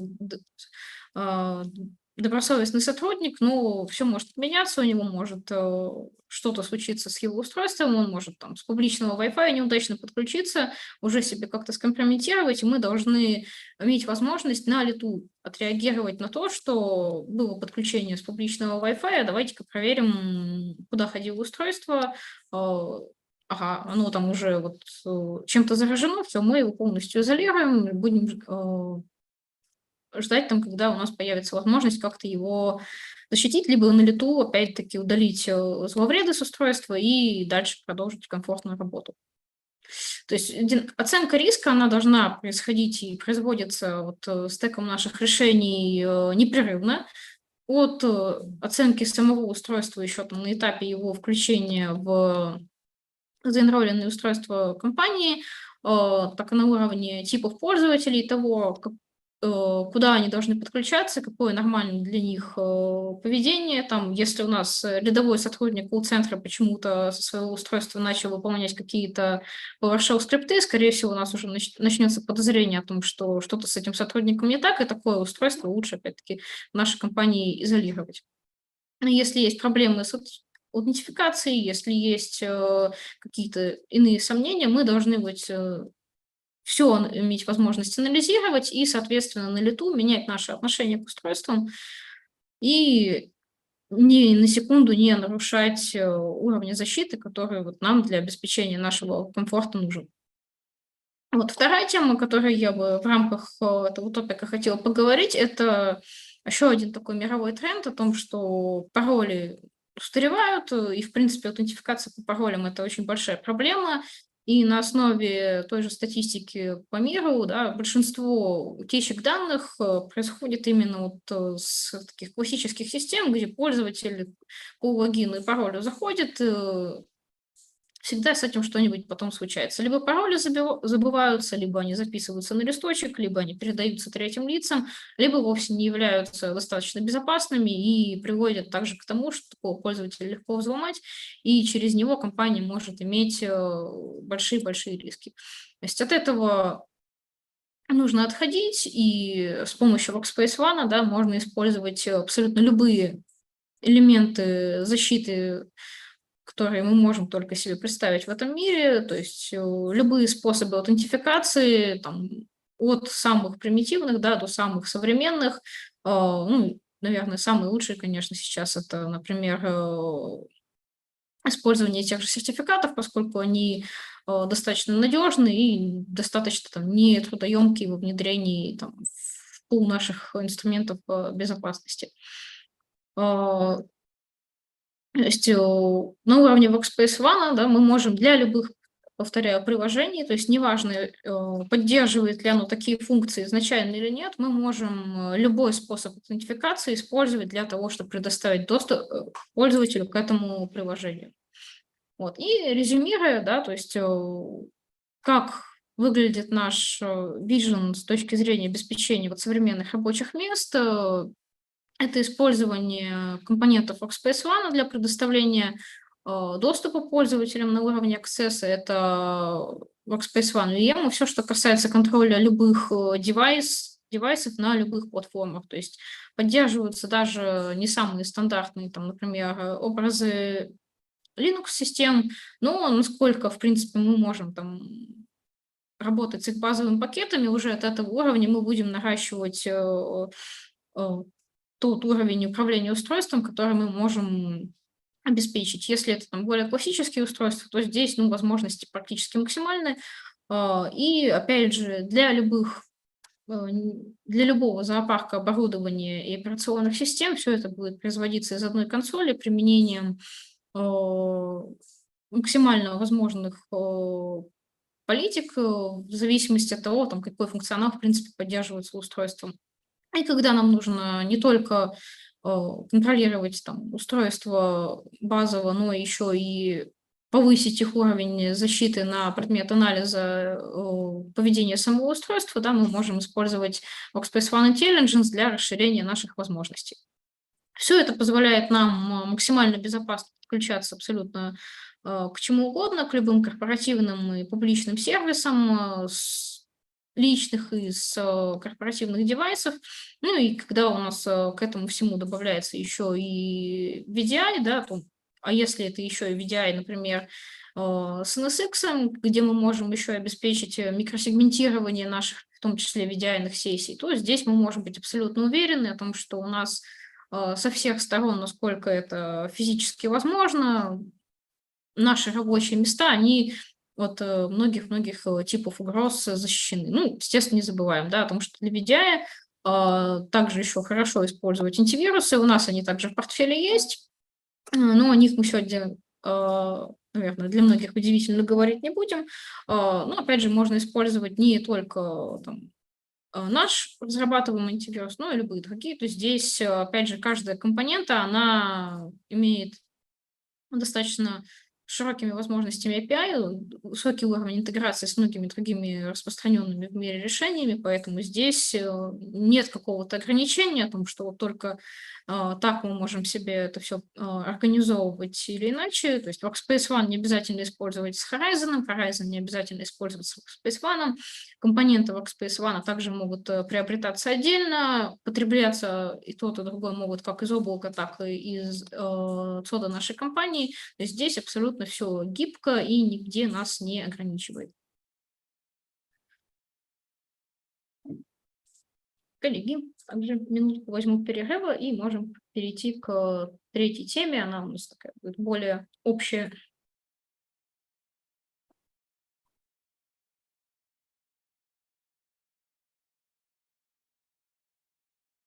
Коллеги, если у вас есть вопросы, пожалуйста, пишите в блок «Вопросы и ответы» или же можете написать в чат, мы передадим спикеру.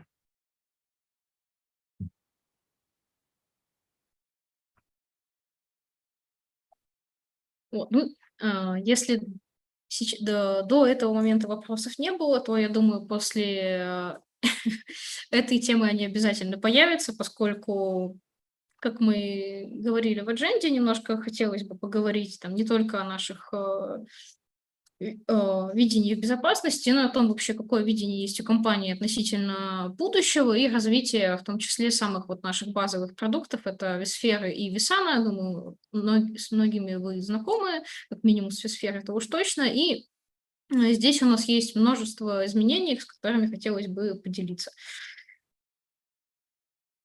Опять-таки, если там смотреть в прошлое, да, там как менялось видение нашей компании, то от классической виртуализации, когда там уже было лет 15 назад таким большим вау о том, что, в принципе, сервера могут быть виртуальными, и высокая плотность нагрузок на железе. Круто, здорово. Сейчас это уже стандарт де-факто, да, и мало компаний, которые там никогда в жизни с виртуализацией еще не сталкивались.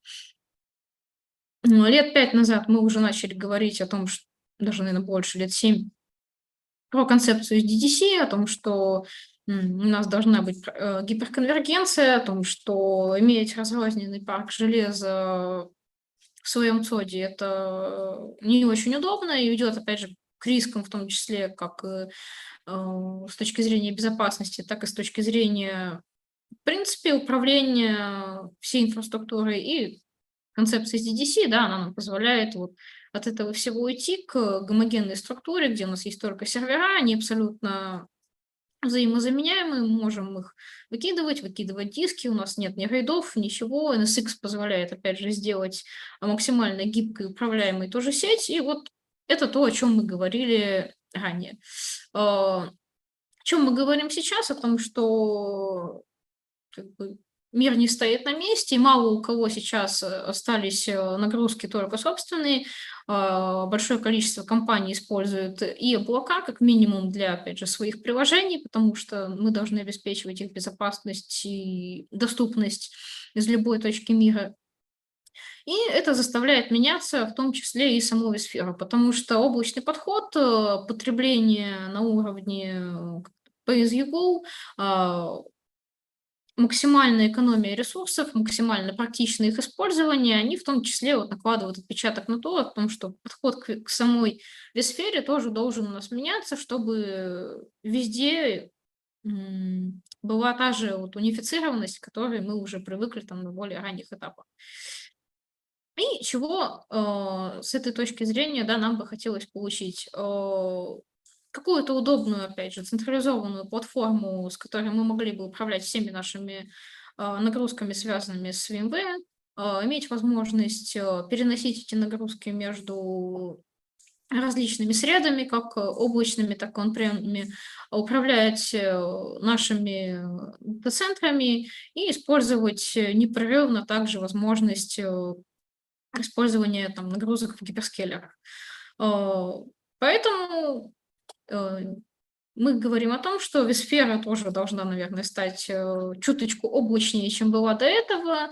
Лицензирование по физическим процессорам также уже отбивается от многим привычной картины уже перехода полностью в OPEX. И поэтому встречайте vSphere плюс. Меняется в данном случае абсолютно все. Появляется у нас всего одна лицензия, то есть никаких редакций у vSphere плюс уже нет. Это аналог, если так, да, разобрать, из каких компонентов она состоит, мы уже имеем внутри неограниченное количество vCentrов, нам не нужно лицензировать их отдельно, мы можем использовать их столько, сколько нам нужно. У нас лицензирование идет по физическим ядрам уже, а не по процессорам. По функционалу она аналогична vSphere Enterprise Plus с полным также функционалом уже и Tanzu. То есть здесь, опять-таки, Tanzu уже отдельно лицензировать не нужно, именно базовый Kubernetes Grid, он уже полностью включен в лицензию, и можно использовать любые типы нагрузок, как контейнерных, так и виртуальных машин уже в одной единой среде. Из облака управляется не только он-премная среда, но также, если у вас есть VMware в каких-то облаках, вы также можете все это управлять из единой консоли. Апдейты он-премной инфраструктуры, перенос нагрузок, все может производиться из облачной консоли, в том числе там вы видите из единого облака свой уровень потребления, рост вашей инфраструктуры и многое другое. То есть здесь все это становится удобнее. Для тех, кому это не подходит и кажется страшным и слишком, наверное, куда вы мчите, ребята, это слишком современно, давайте-ка лучше вернемся к классике.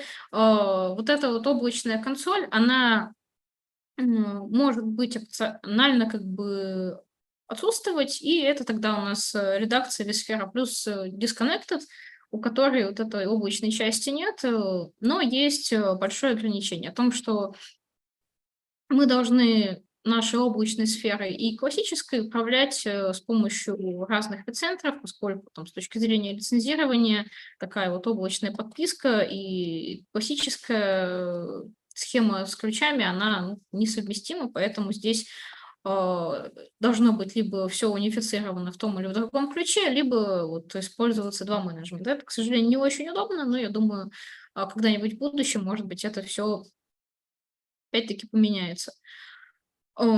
Что удобно, да, у нас полностью OPEX-ная модель, мы можем управлять нагрузками откуда угодно, мы можем разворачивать любое количество вицентров, что позволяет нам в чем-то, может быть, даже экономить, если у нас какая-то очень густая филиальная сеть, где, в принципе, в филиалах также есть достаточно большое количество нагрузок, и мы, в принципе, там, например, большой и активный любитель использовать у вицентра linked мода, то вот это все для нас будет очень-очень-очень актуально.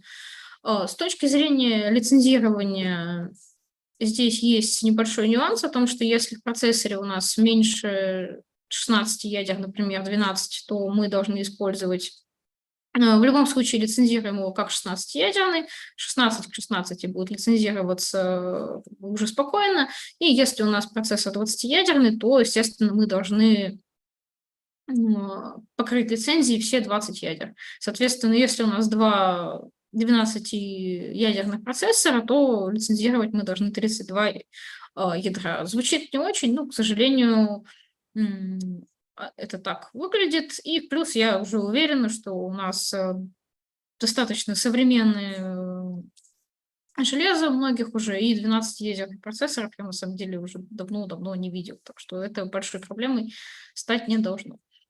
Из интересного, при переходе в подписку в первый год, то есть когда вы поймете, что, в принципе, эта модель, она может быть для вас в чем-то даже удобна, при получении первого вот такого подписочного контракта, как на vSphere Disconnected, у которой нет облачной части, так и на полную vSphere Plus, можно заключить 1-, 3- или 5-летний контракт, при этом первый контракт будет пересчитан на ваше количество процессоров, как будто они все 16-ядерные, что может даже в чем-то быть выгодно, особенно если это 5-летний контракт. И после уже, когда контракт будет перезаключен, уже будет пересчет на то фактическое количество ядер, которые у вас в системе используются.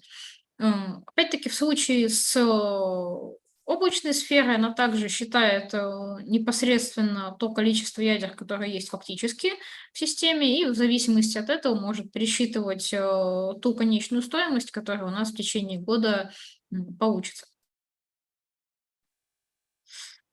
Что нужно, чтобы перейти в подписку? Это, естественно, уже наличие какой-то инфраструктуры на vCentре, либо если вы лицензируетесь с нуля, то просто получить доступ к облачной консоли, оттуда уже все развернуть. vSphere не ниже 6.7 и vCenter не ниже 7.0 Update 3. Ну, естественно, совместимость по CPU и памяти уже с современными версиями vSphere. И чтобы не было путаницы, vSphere Plus – это не там отдельная какая-то сфера, точнее, наоборот, это именно изменение подхода к самому лицензированию с точки зрения функционала, как была преемственность сейчас там у 8-й vSphere относительно 7-й, там все так осталось. То есть пока что сейчас все еще доступна обычная классическая vSphere 8-й редакции, on-prem, но как бы все может достаточно оперативно поменяться, поэтому как минимум знать о том, что такие изменения, они грядут, я думаю, будет для многих очень-очень полезно. С точки зрения того, как это выглядит, да, когда мы уже вот переходим на облачную сферу, у нас есть коннектор, который позволяет нам подключиться к облаку совершенно по стандартным портам. Опять же, здесь с точки зрения безопасности никаких рисков нет, все достаточно унифицировано, продумано. Если ненадолго у вас там пропадает связь с облаком, то, опять же, ничего не остановится, не сломается. Здесь все абсолютно гибко работает. И еще из того, что я хотела показать, в чем большой плюс, опять же, с точки зрения безопасности вот такого нового подхода, о том, что из единой точки нам гораздо удобнее управлять всеми нашими нагрузками виртуальными, где бы они у нас не располагались, выдавать доступы. Все идет по зашифрованному соединению, то есть никакие данные мы в облако не передаем, которые могли бы как-то нашу компанию скомпрометировать. Те данные, которые, в принципе, у нас на уровне гипервизора сообщаются там внутри, они также никуда в облако не передаются, то есть здесь ничего не меняется, все как отвечало там мировым стандартам безопасности, так и продолжает отвечать. С точки зрения управления гораздо удобнее, то есть Lifecycle Manager может автоматически обновлять облачный vCenter, спокойно переходить с версии на версию. То же самое касается vSphere. И здесь, на самом деле, с точки зрения операционных расходов именно времени, действительно, вот такая модель она дает нам больше возможностей по управлению инфраструктурой, меньше нужно будет администратору делать ручной работы, меньше отвлекаться. Платформа как бы уже в самых лучших современных стандартах за своим состоянием, если у нас возможны апдейты, если наше железо совместимо, будет поддерживать нашу инфраструктуру в актуальном состоянии. Также из облака очень удобно управлять своими лицензиями. Вы прекрасно видите, там, что у вас есть. И это тоже очень для многих удобно, потому что иногда бывают такие зоопарки о том, что непонятно, что используется, что нет, где оно находится, когда оно покупалось, то здесь облачная консоль, она опять же позволит во многом заказчикам сразу понимать о том, что вот у меня такая-то инфраструктура, столько-то лицензий, столько-то сейчас используется, зачем мне вот эти лишние, а здесь мне уже не хватает. Очень-очень удобно. Время апдейтов, оно также вот у нас сократилось для vCenter, то есть он... Как вы видите, этот процесс он немножко поменялся относительно того, как это было в классическом исполнении. И теперь мы можем делать эту работу параллельно с тем, как у нас вся инфраструктура работает, и нету никакого времени простоя.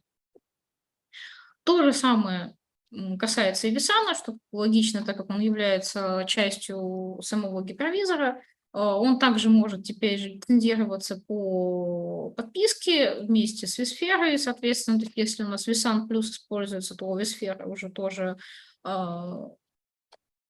плюс.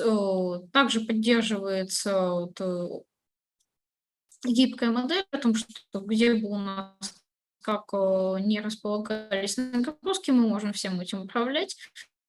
Редакция vSAN Plus соответствует редакции vSAN Enterprise, позволяет нам использовать как стретч-кластера, так и классические, начиная с 8-й версии, это еще и возможность не иметь уже отдельного кэш-уровня, да, то есть если диски нам позволяют, мы можем уже делать все на одних типах дисков, не дробить все на кэше хранения, это также очень-очень удобно. Вот, коллеги, на этом я, пожалуй, закончу, чтобы не выбиваться из графика. Если у вас есть какие-то вопросы, всегда можете связаться со мной или моей командой. Я думаю, многих знаете. Также представители дистрибьютора всегда с радостью ответят на вот все вопросы, которые сейчас, я думаю, с вот такими крупными изменениями в лицензировании обязательно появятся, поскольку это касается не только самой vSphere, но и многих других наших продуктов, которые очень активно нашими заказчиками используются. Мария, спасибо большое. Коллеги, у нас будет тогда перерыв.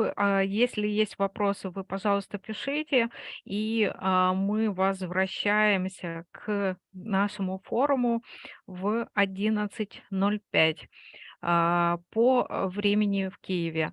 Дэвид, are you hearing me?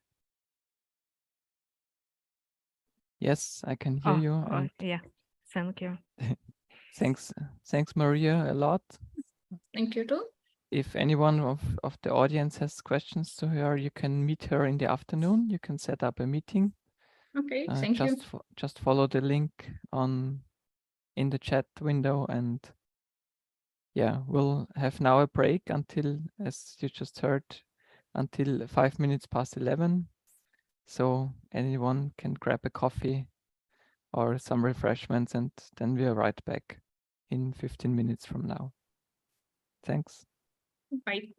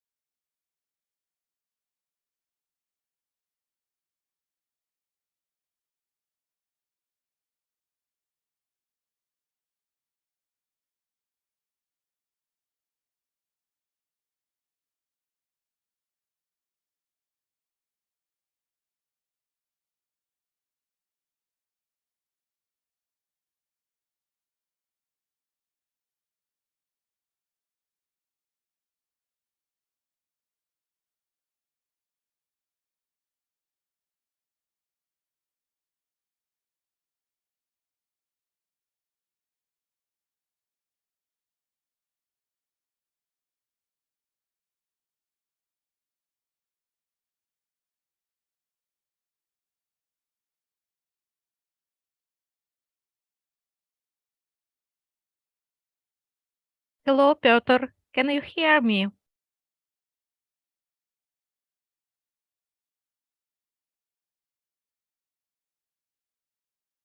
Yeah, we can hear you.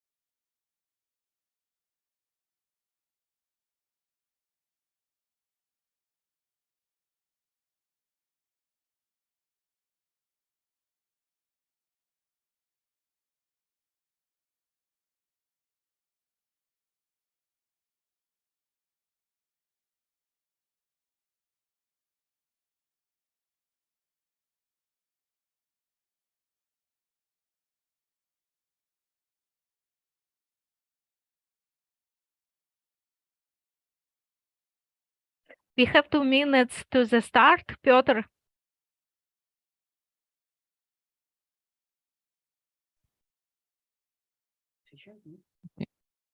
Piotr, can you hear us? Piotr.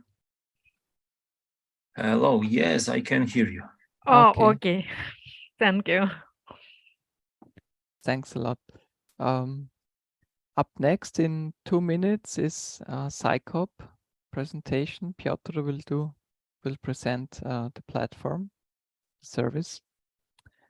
Yeah, the same. If you have any questions during the talk, please use the Q&A function or write it directly into the chat.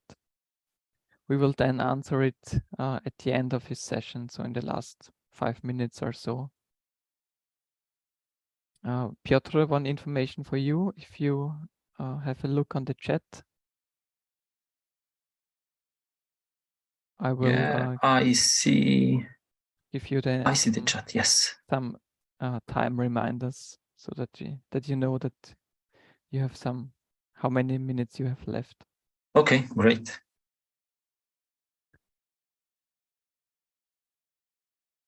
Yeah, I think you can already start to share your screen so that we can start on time. It's 1 minute left.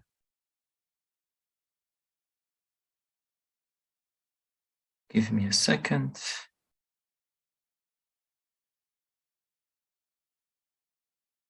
Probably you can see my screen right now. Yes, it works. I can see your screen. I can hear you perfectly. And Great. It's 11:05, and so Okay. we're good to go. Thank you. Thank you very much. Good morning, good afternoon. My name is Piotr Kałuża, and I'm a solution architect in Sycope. And I'm happy to be here to show you our solution and show you how we can help to achieve what you want, what you need to achieve. So do not waste the time. I've got a short demo presentation. I've got also the PPT presentation to give you the basic information about the company, about the technology, and exactly how we can help you. So, okay, let's start. The first information about the company: who we are. We are a company established in 2019. In this time, we released the first version of our product. However, we've got experience from the another projects. We came to the company from many different places, from many different sectors of the market. So our experience is much bigger than this last 3 years. We completed around 400 projects, and right now we've got 15 active clients in our pocket. So okay, the information why you should choose Sycope. The first thing is that we are really customer oriented. So we are waiting for the feedback from the customer. We are listening our customers to know what they need and how we can help them to improve the network visibility and security. As a new company, we do not have the roadmap for next 3-5 years. We are very flexible in this case. When we see that something is important for our customers, we can add it very quickly. The another thing is experience. As I said, we come from different part of the market. We've got different experience, and we connected our experience to give the real value to the market. And our product is very flexible.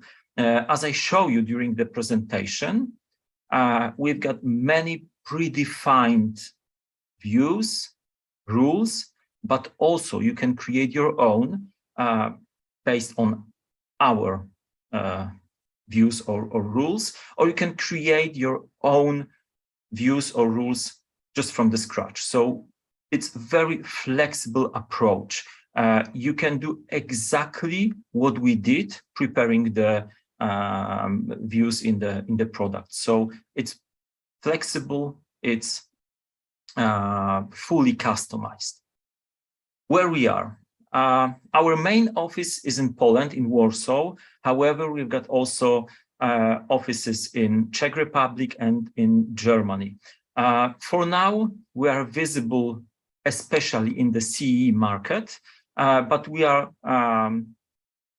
talking with another partners, with another distributors in the Western Europe. So I think that at the end of this year, we will be able to cover whole European market. Who trusted us? As you can see, we've got few huge customers. This is not the list of all of our customers, because some customers do not want to share the information that they are using some specific product in their environment. So here you've got only these customers who decided to share this information with the rest of the world. So as you can see, we've got customers who are banks, who are ISPs, and many different other customers. Where you can buy Sycope, of course, in this case, you can buy Sycope from Softprom. At the end, we can discuss about our portfolio, about our modules, and about the level of the licenses. So we can leave it at the end of the presentation. And I would like to announce that we've got room to talk just one-to-one, and during or after this presentation, we can talk there, and I will be happy to answer your questions. Okay, so this was about the company. Let's talk more about the technology. Okay, so as you can expect, we are focusing on the network monitoring. But in this moment, I would like to tell you that we've got two different solutions when we are thinking about the network monitoring. The first one is network device monitoring. So in this part of network monitoring, we usually use SNMP protocol to get the information about the network devices. So in this part, we can get the information about the CPU saturation, about the network interfaces saturation. It can give us a lot of information about the situation of the network devices, but this approach do not tell us anything about the why this situation occur. So we see the huge saturation of the network interface, but we don't know who did this traffic, who is responsible for this saturation. So this is the network device monitoring. We are working with network traffic monitoring. So we can tell you who is responsible for this situation. We can tell you who is the client, who is the server. We can tell you what application is used the most in the network, internal network or single segment of the network. So we can tell you all this information. We can also present you the information about the relations between the computers. So we can tell you, okay, this is the client IP, this is the server IP, and they used, and we can show you the list of the applications, of the protocols used to the communication. So network traffic monitoring is to show the information who, with whom, exchange the data, how many data, for how long they exchange the data in the network, and it can give you the real information about the network situation. So, what is the architecture of the solution? We are using a single VM called Sycope collector to collect the data from different network devices. We can use data from firewalls, routers, switches, etc., because all those devices can send us the flow data. Flow data, I mean NetFlow v5, v9, IPFix, SFlow, NCell, or something like this. All vendors can create some type of flow data, and they can send this data to us, and we can collect it, analyze it, and visualize it at the end. In some cases, it's not possible to create the valuable data from the network device. Why? Because some devices are not developed to create the NetFlow data. So in this case, we can help you adding Sycope probe to your environment to create the better flow data. How we can do it? On the NetFlow device, network device, you have to configure something what is called span or mirror port to send the copy of the whole packets of the communication to our probe. Our probe will transform this data, these raw packets, into the NetFlow data and enhance this information for very specific additional information. So thanks to this, that we can see all packets, we can measure delays, we can measure retransmissions, and put this information to the NetFlow data. Also, we can analyze layer 7 of the communication, because we see the payload of the packets. We can put this information to the NetFlow data. So we can tell you that, okay, this is the HTTPS protocol this is the HTTPS application, but in truth, this is the O365 communication, or this is the Facebook communication, or this is the YouTube communication. So we can give you the real valuable information about the application used by this computer, and we can analyze this information. Of course, we can also put additional information to this NetFlow data. So we can put the information about the DNS protocol or HTTP protocol. So we can enhance the NetFlow data using our probe. What is NetFlow? Probably you know, this is the protocol developed by Cisco in 1990s. Right now, all devices can create some kind of NetFlow data. We usually think about the NetFlow v9 or IPFix because, for example, NetFlow v5, it's not really valuable because it's old.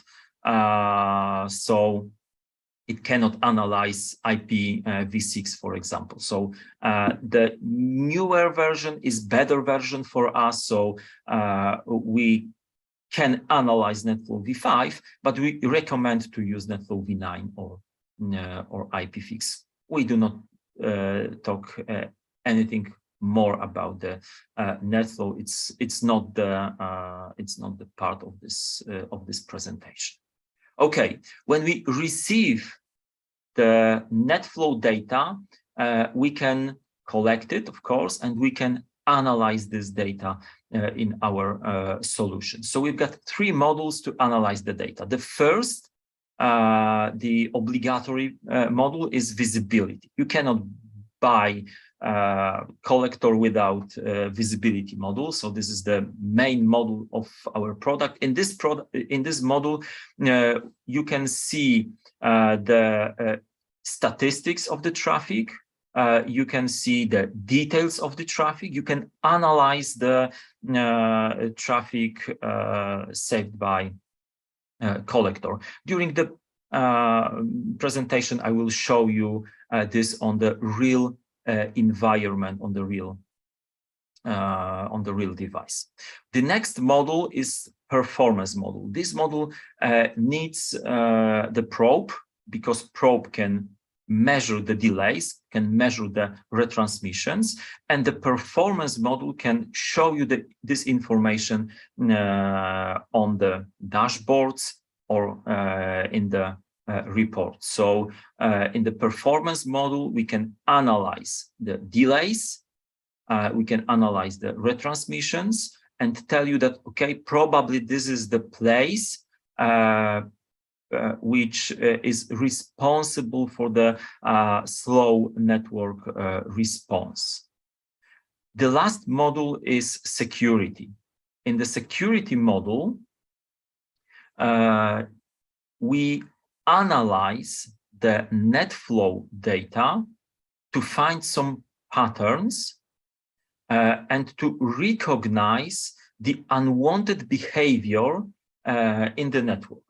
So we can analyze whole NetFlow data, and we can say that, okay, in this NetFlow data, we can recognize the pattern of the scan attack, dictionary attack, or we can find the communication with some suspicious IP address.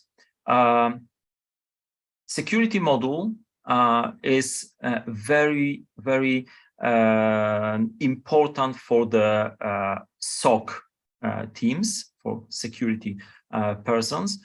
So we recommend to use this model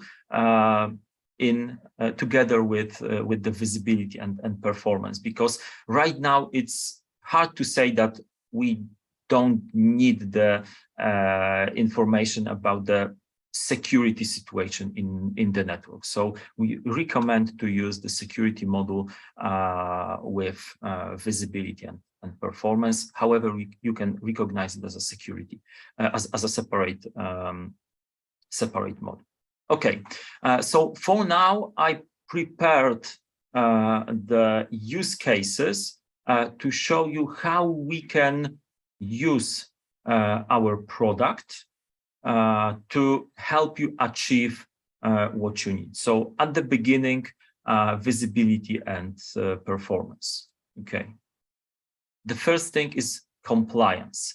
I think, or I'm almost sure that you have to meet some requirements regarding the logs. So for sure, you should keep the logs for some time. It can be because of the national law, or it can be by your security police. So you should keep the information about the whole connections in your network for 3, 6 months, or even for a year. So how we can help you to achieve this? This is the compare between the NetFlow and the full packet capture, because we are talking about this. Usually, we are talking about these two types of monitoring to achieve the compliance. So NetFlow can reduce the data to the metadata in the proportion 500 to 1. So it means that we do not have to keep the whole communication, but we need to keep the information about who with whom communicated with, how many data they exchanged, in what time, and maybe some additional information which we called metadata. So if you would like to collect the full traffic for 10 gigabits communication, you should prepare yourself to save 75 gigabytes of the data every minute, 3.5 terabyte of the data each hour, and more than 100 terabytes of the data every day. So imagine that you have to keep this data for 6 months. Yeah, it's a lot. Of course, this approach has some pros. I mean, we've got full communication for forensic analysis or for diagnostic. However, there are too many details. This is too many data to analyze, and we need to put additional recorders to our environment. So the architecture of our environment could be really, really difficult in this case. And the last, and maybe the most important thing, that this is useless for encrypted communication. Right now, around 90% of the communication is encrypted. So we are using HTTPS, and SSH, or many different encrypted protocols. So we save the payload, but it's useless for us because we cannot decrypt it. To achieve this same, I mean, to monitor 10 gigabit traffic using NetFlow required 150 megabytes per 1 minute, and it means that we have to save around 200 gigabytes per day. So you can compare those two values, and you can see that thanks to the NetFlow, you can keep the data for a very, very long time. Using the NetFlow, we can still see the full information about the network communication. So we see the sources, we see the destinations of the communication. This protocol, as I said, is compatible with many different devices and many different vendors. And we can use this information also for visibility and for security reasons. So in my opinion, of course, we can use somehow the packet capture, but I would say that it's not the full packet capture, but we can save the data for some specific time, for some specific communication, but not everything. We can or we should use NetFlow data to meet the requirements of the law. In our product, we added 3 other features to reduce the amount of data. So the first one is what we call stitch flows. When the network device sees the communication, it creates 2 flows. So the first one from the client to the server, and the second one from the server to the client. In our solution, we connect those 2 flows into the single connection log. So thanks to this, we can save the disk space, because some information in the real raw flow data is presented twice, because we still see the header information from the header of the packets twice in both flows. The second thing is data deduplication. When the communication goes through many network devices, all those devices will send us the flow data. So we should keep this information many times. In our solution, we decided to deduplicate the data. So we can add to the stitch flow the information that we saw this communication on this and that device. We can put additional information about the communication. So we can tell that, okay, we saw the communication on this device and on this and that interface of this device. We saw this information in this VLAN on this device and on that VLAN on another device. So we can add more information to the stitch flow than to reduce the information saved by us. And the third thing is the licensing model. We decided that we don't want to enforce our license to the size of the to the disk size. So if you decide to buy our license, you can attach additional data store to the system and keep the data for a longer period of time. So if you need, you can extend the disk drive attached to the VM, and you can save the data not for 3 months, but for 6 months, or even if you put the new office to your environment and you receive the information from the new office, you need to add additional resources, but it's not depends on the licensing model. Okay, this was the case for the visibility model. Now we've got the case for performance model. So I'm almost sure, or I can say that I'm sure that you have some problems with the performance from time to time. So users are waiting for the application, and after some time they decide to ping you that, okay, something is going wrong. The application works very slow. Could you please help me? What is the typical answer in this case? It works. It's not in my hand. I see that the application server works. So maybe go to the network admin and ask him why the network works so slow. So what is the answer of the network admin? Network works perfectly. I do not see any problems with the network performance.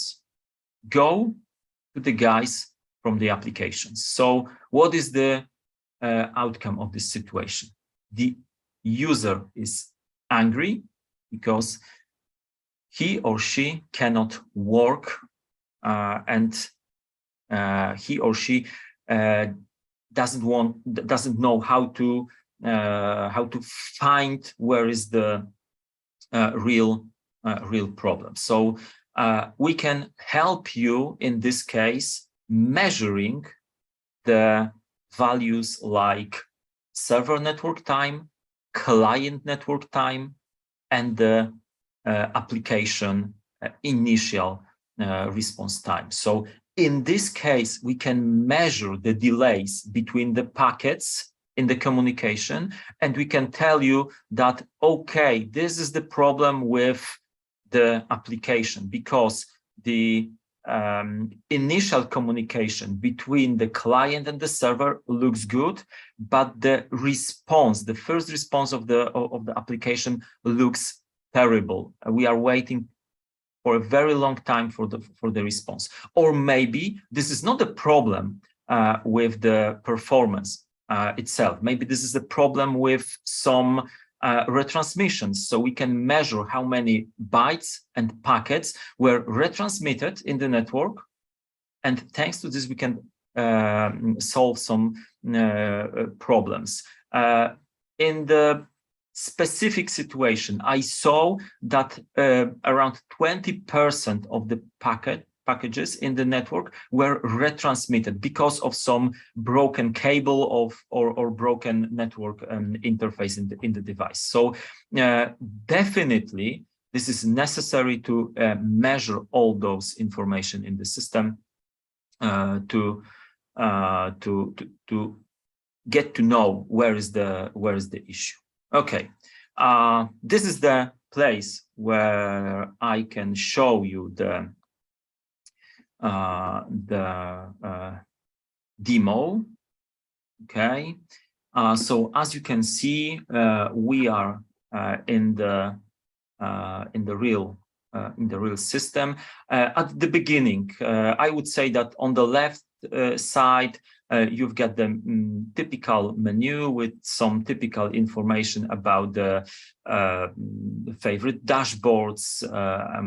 You can create the alerts, or you can configure the device. At the beginning, you can see your home dashboard. So you can analyze the information from this point. You can add something to the filter to analyze the data only for a single IP address, or for a single application, or for single network interface. You can do it just clicking on the value. Yeah, and after that you have to wait a second to see the result of it, or you can type this information to the filter. So let me show you how to find the information about the performance issues. So let's go to one of my favorite dashboard. This dashboard is about IP address performance. To analyze the performance, I have to analyze the data from my probe device. So I know that the exporter IP address of this probe is this public IP address. And I would like to analyze the data for last, let's say, 30 minutes. Okay, I've got it.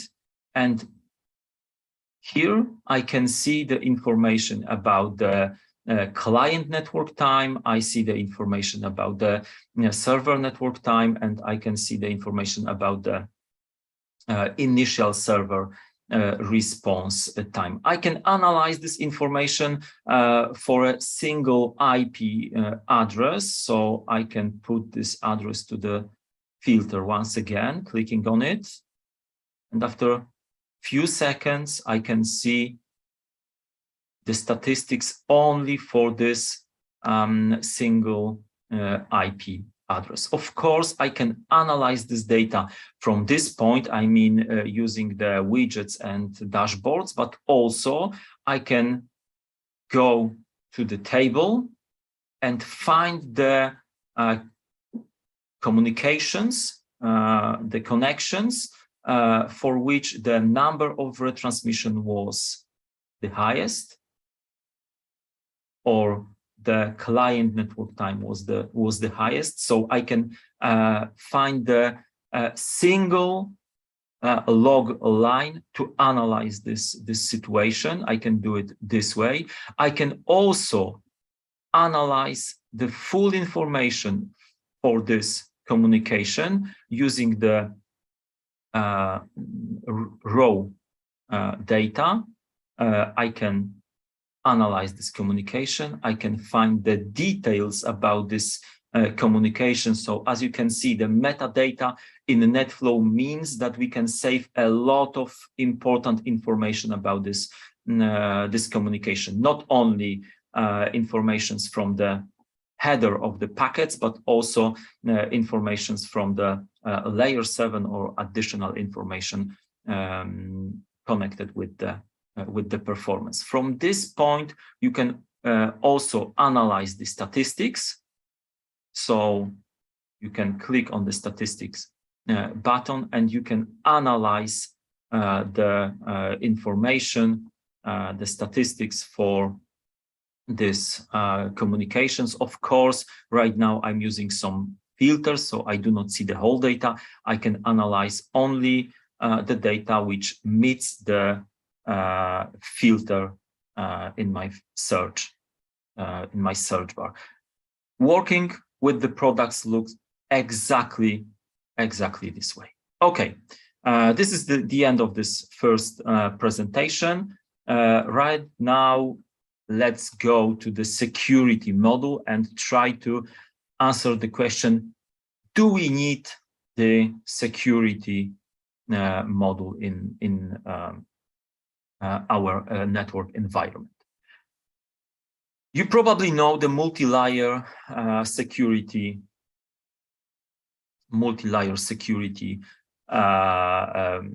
model. I think that all of you use perimeter security. I mean, firewalls or UTMs or next-gen firewalls or something like this.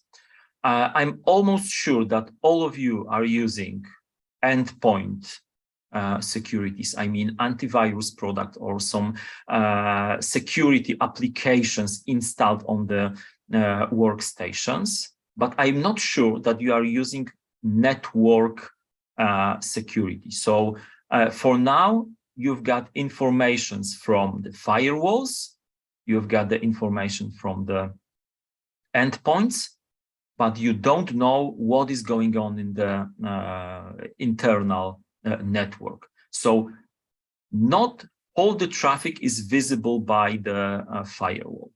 You cannot install the antivirus software or on each device in your network, because it's not possible to install the antivirus software on the printer device or on the IP phone. So you cannot do it. So you are losing this layer of the security.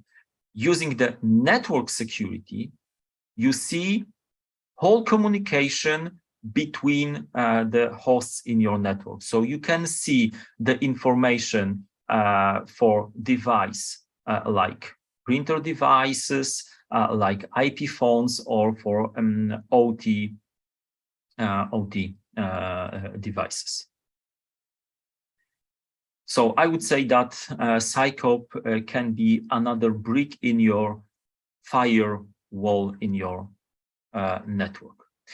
So this is a typical network. I know that something like typical network does not exist, but I need to create something like this to explain how we can help you to detect the unwanted traffic in the network. So we've got typical network with some firewall, with the router, with the switches, and with many different segments, and of course with many different devices in a single segment. So how to analyze the data in the single network segment, because the communication between the hosts and the printer device is not visible by the firewall, because it's in the same network, and the printer device does not have the antivirus software. So how we can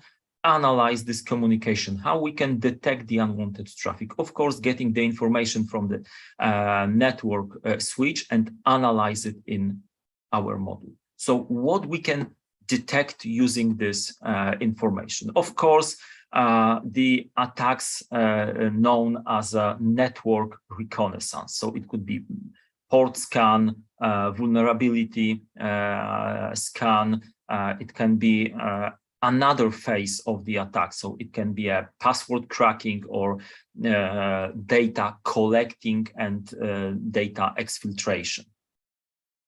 Yeah, in this case, we can help you to fill the gap in your network security. So what are the phases of the network attack? We are using Mitre framework to map the attacks on the phases of the attack. So I prepared the presentation to show you how we do it in a typical way. So the first phase of the attack is the initial access.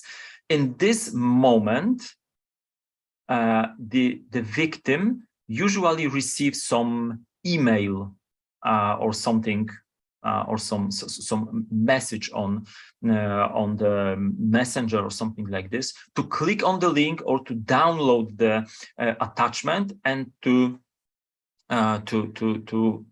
run some suspicious script. In this phase, we cannot analyze the payload, so we cannot analyze the attachment. We cannot analyze the payload of the web page.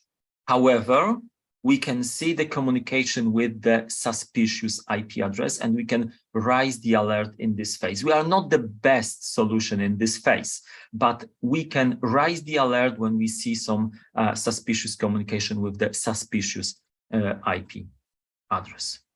When the workstation is infected, the next phase of the attack is discovery. So this computer is looking for another computers in the network to find another aim of the attack.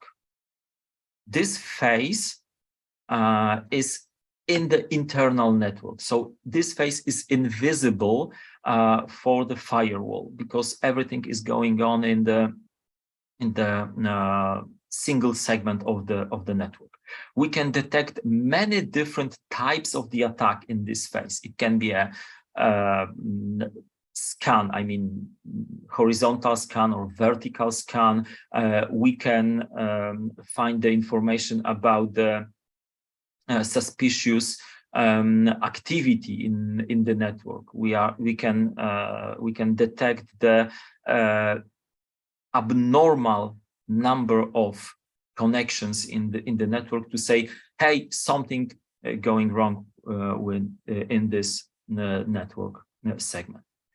The another phase is the credential access. So we see that on the server, the SSH server works, and we would like to log in to the server. So we are using the brute force attack or dictionary attack or some spraying password to crack the password on the server to log on to the server. Once again, we can analyze the network traffic generated by this attack and say, hey, something going wrong. Probably the attacker is in the credential access phase of the attack. This is the source, this is the destination of the communication. Please look at this. Next, we've got the lateral movement. So the attacker tries to infect another computer using the current credentials, the credentials from the first workstation or from the server to infect another device in the network. Then we are going to collect the information. We are downloading the files from the file server to analyze it and to send this data outside the network. So in the exfiltration phase, we've got the data leakage. This phase is usually the last phase or almost the last phase of the attack.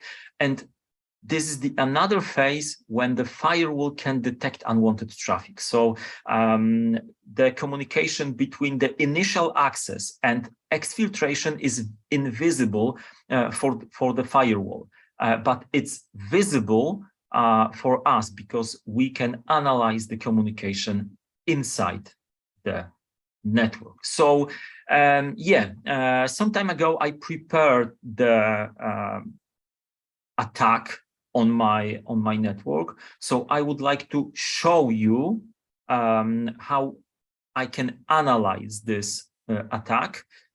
This is the short video because it's not so easy to show it during the presentation. So this is the video of the attack, and during the video I will comment it how I did it. Okay, at the beginning we are on the main screen of the system. I can jump to the my favorites dashboard. I can select the SOC dashboard to analyze the security situation in my network. I can see how many alerts were generated in the network, how many of them were visible in which part, in which phase of the attack. I can analyze it. I can see who was the top client, who was the top server of these attacks. As you can see, I've got many different views, but I would like to analyze the initial access. So I would like to see only the alerts in the initial access phase. Okay, I can analyze who was the source, who was the destination, but the best place to analyze this information is in the alert table. So I can see all alerts generated by this detection rule. I can see who was the source. I can put this source IP address to the filter to analyze only limited number of alerts. Yeah, here I've got alerts only for this client IP address. Okay, I decided to remove the initial access to see other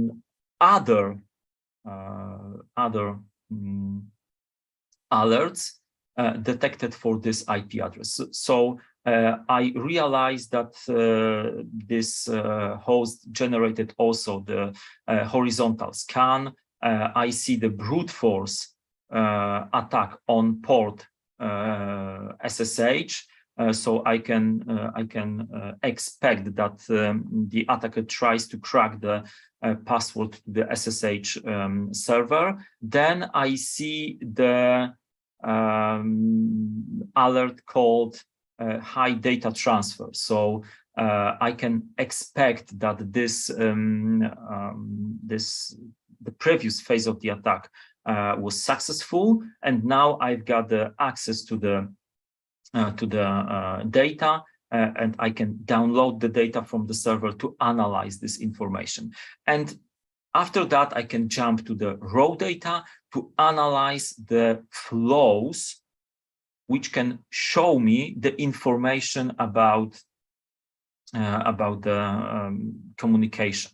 I can analyze this information. I can see how many data they exchanged in that time. So this is how I can do it.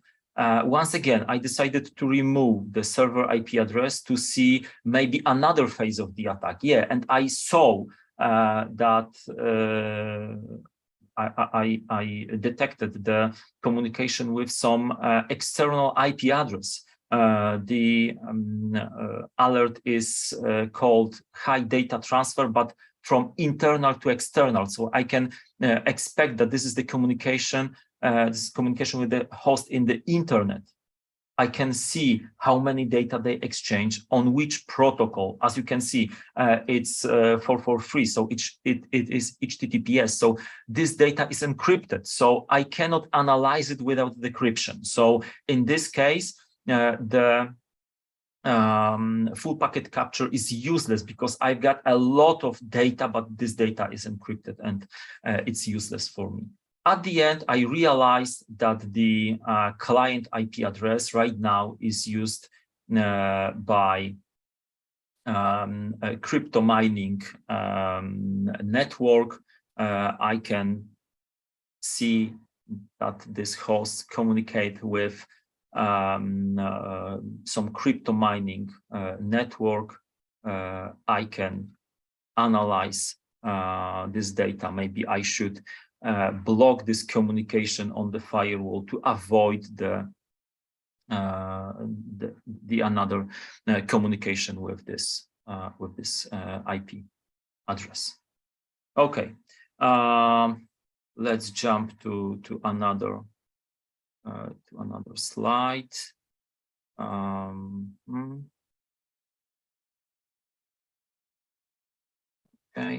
Okay.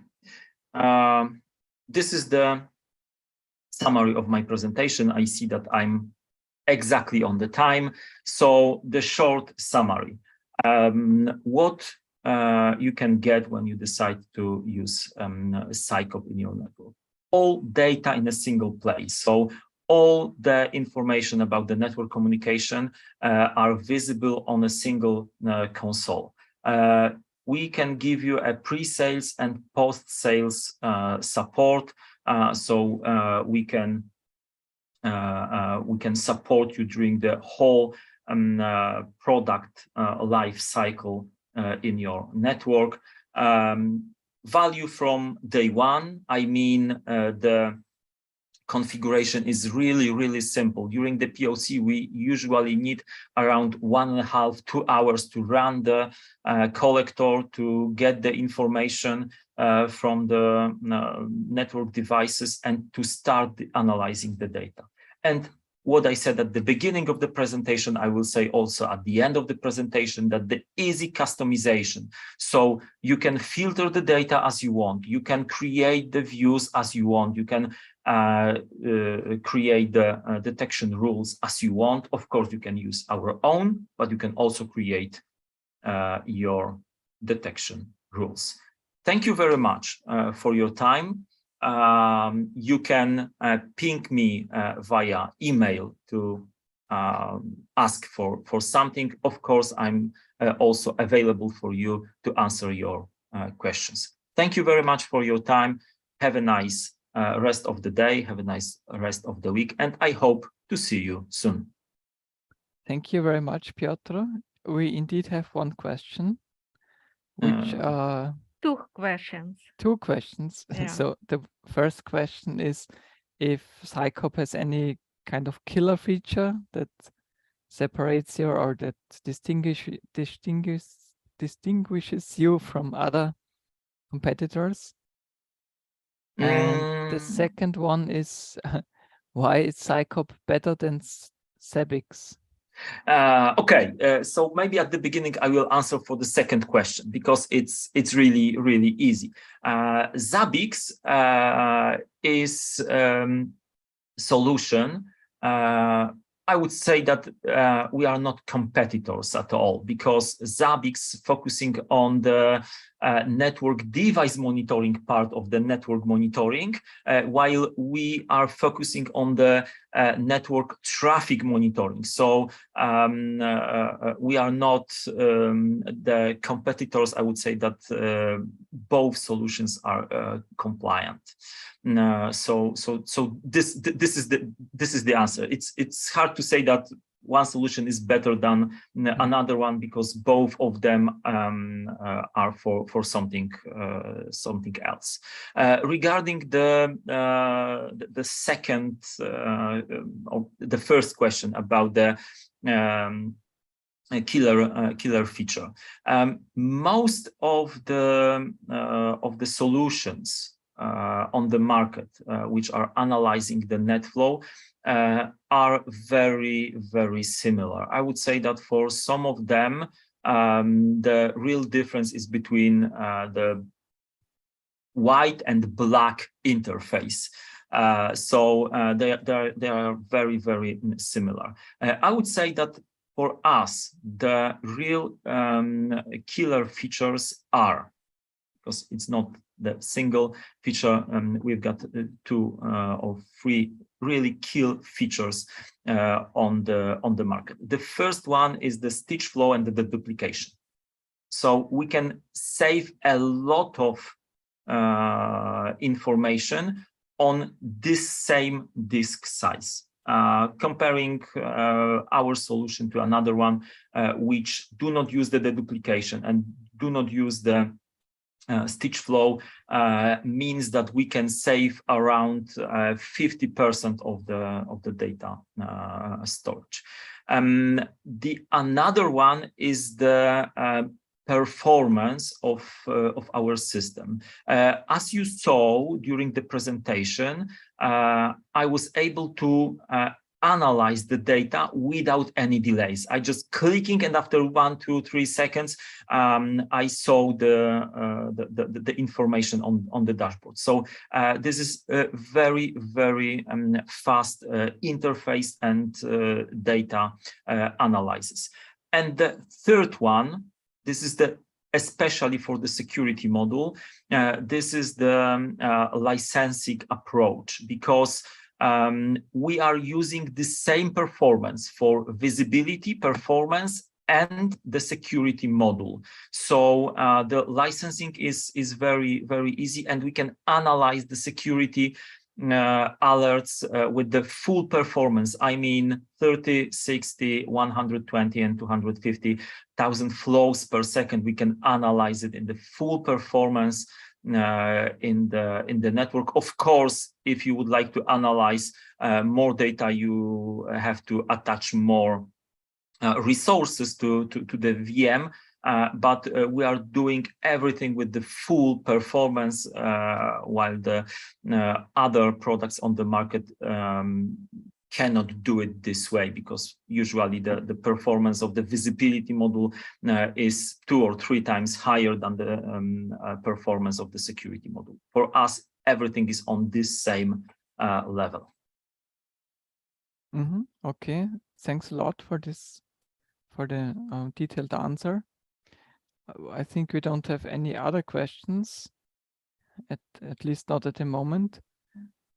Okay, so once again, thank you very much for your time, and I hope to see you soon. Yep. Thanks a lot for your time also, and thanks for the audience that you have been with us this morning. We will continue tomorrow with Citrix, Forcepoint, Logsign, and Senhasegura.